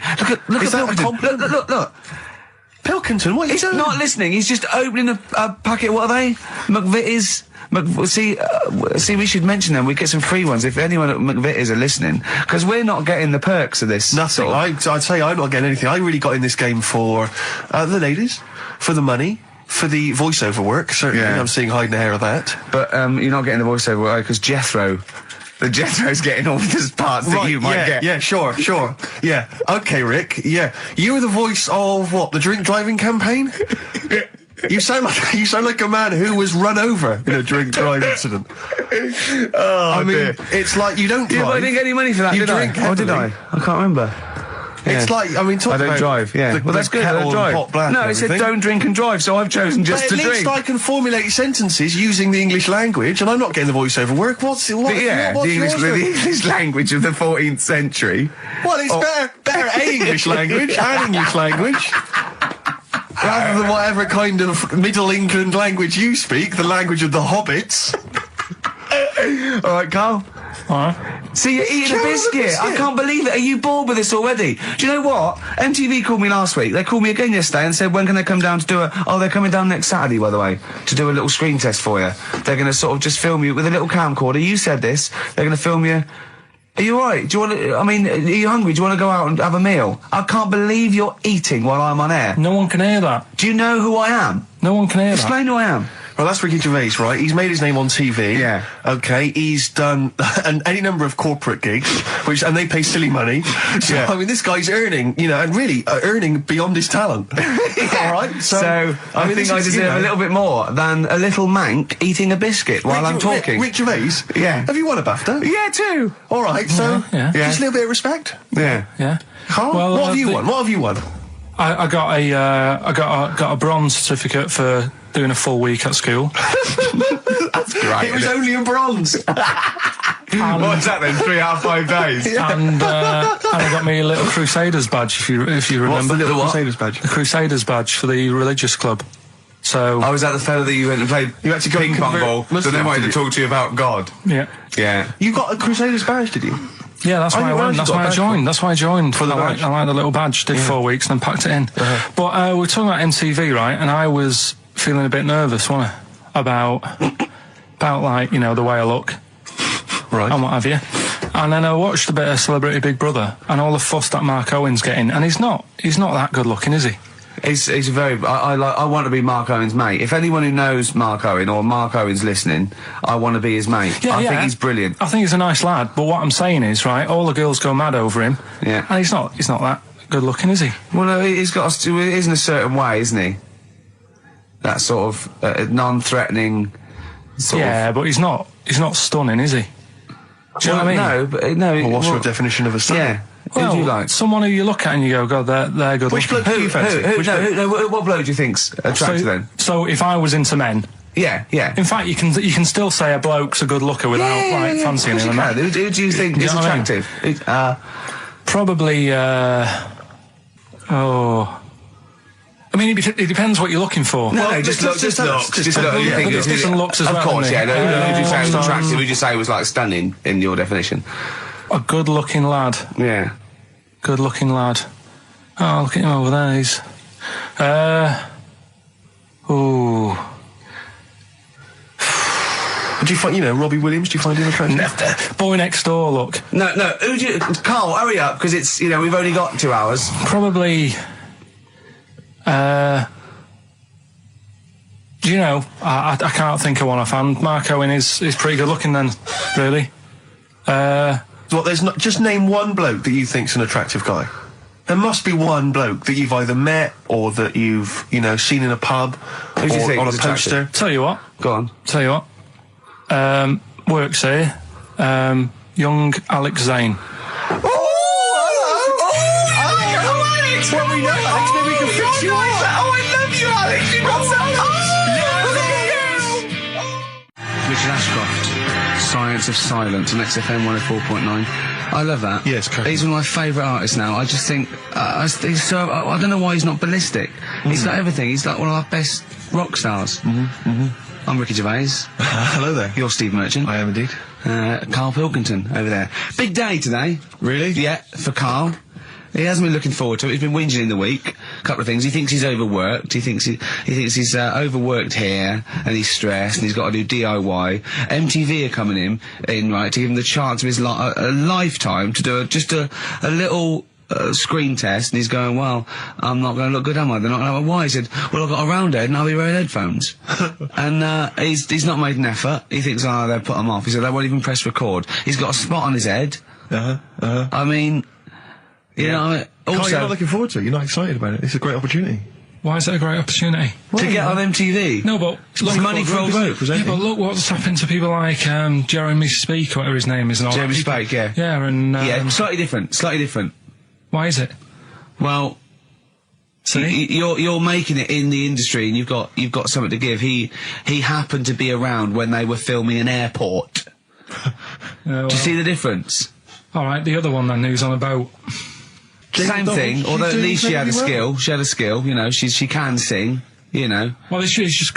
I think it can all go wrong. Do you know what I mean? Of course it can. so considered in your little room moaning about nothing happening in the world. You know, he wanted to stop educating Ricky because nothing had happened. He said, look what happened last week. I scoured the net. He said, all I found was a dog in a car wash and a parrot and a vicar. Right? I'll tell you what, there ain't much more going on this week. Well, you're talking... listen, me and Steve, yesterday, we took a day off to prove you wrong, and we've come up with two of the most incredible things I told you about, and they're amazing. So there are things out there, always, but just go for truth. Go for truth and science and discovery. Fact is stranger than fiction. You don't have to revert to sort of like God and ghosts. I know, yeah. Do you know what I mean? But the funny thing is, you know, like, last couple of weeks I've been saying there's not much going on. Yeah. I found out when I was looking that there was a day in 1930, right? It was a Good Friday, there was no news, there was nothing going on. They had to put a music video on or something on the telly because there was nothing going on. Play a record. We're going to play some classic tracks today. This is Debaser. Pixies, Debaser. I was looking forward to playing that. Came and said, Carl, I'll play that. I was looking... he put it on. Lauren just called through and said, we played that in the last half hour. Embarrassing. Yeah. So what is the point of having a producer if he doesn't check things out? So, I mean, it's a good track. I mean, I'm sorry if you heard that twice in the last hour. Go on, so what I'm going to do, listen to everything all the time. I've been running around. I get in early on a Saturday. You got in about the same time as me? I went out and bought you some biscuits, so you're happy. I put the coffee on. Yeah. I've sorted what prizes we're going to give away. I've been running to the library getting you certain tracks. Yeah. I can't listen all the time. I'm doing my best. Well, I'm not sure it's good enough. I mean, I'm worried when MTV come in, if they've heard this kind of shoddy production, they're going to start to wonder what... Is it the same songs every 5 minutes anyway, sorry, are you sort of overworked because you were on Zoe Ball's show talking? Oh, hello, what's going on here? Well, I was he was exclusively on our show. No, I was in the car. I seem to remember, Rick, he was a nobody that got a chance to come on air and talk about that. And guess what he was getting auditions for MTV? Guess what he was talking about on Zoe's show? Oh, hello. All the jellyfish stuff and all that. About getting believe it. Recycling material that you've done on this show. I phoned in, right, and I went, stop doing materials.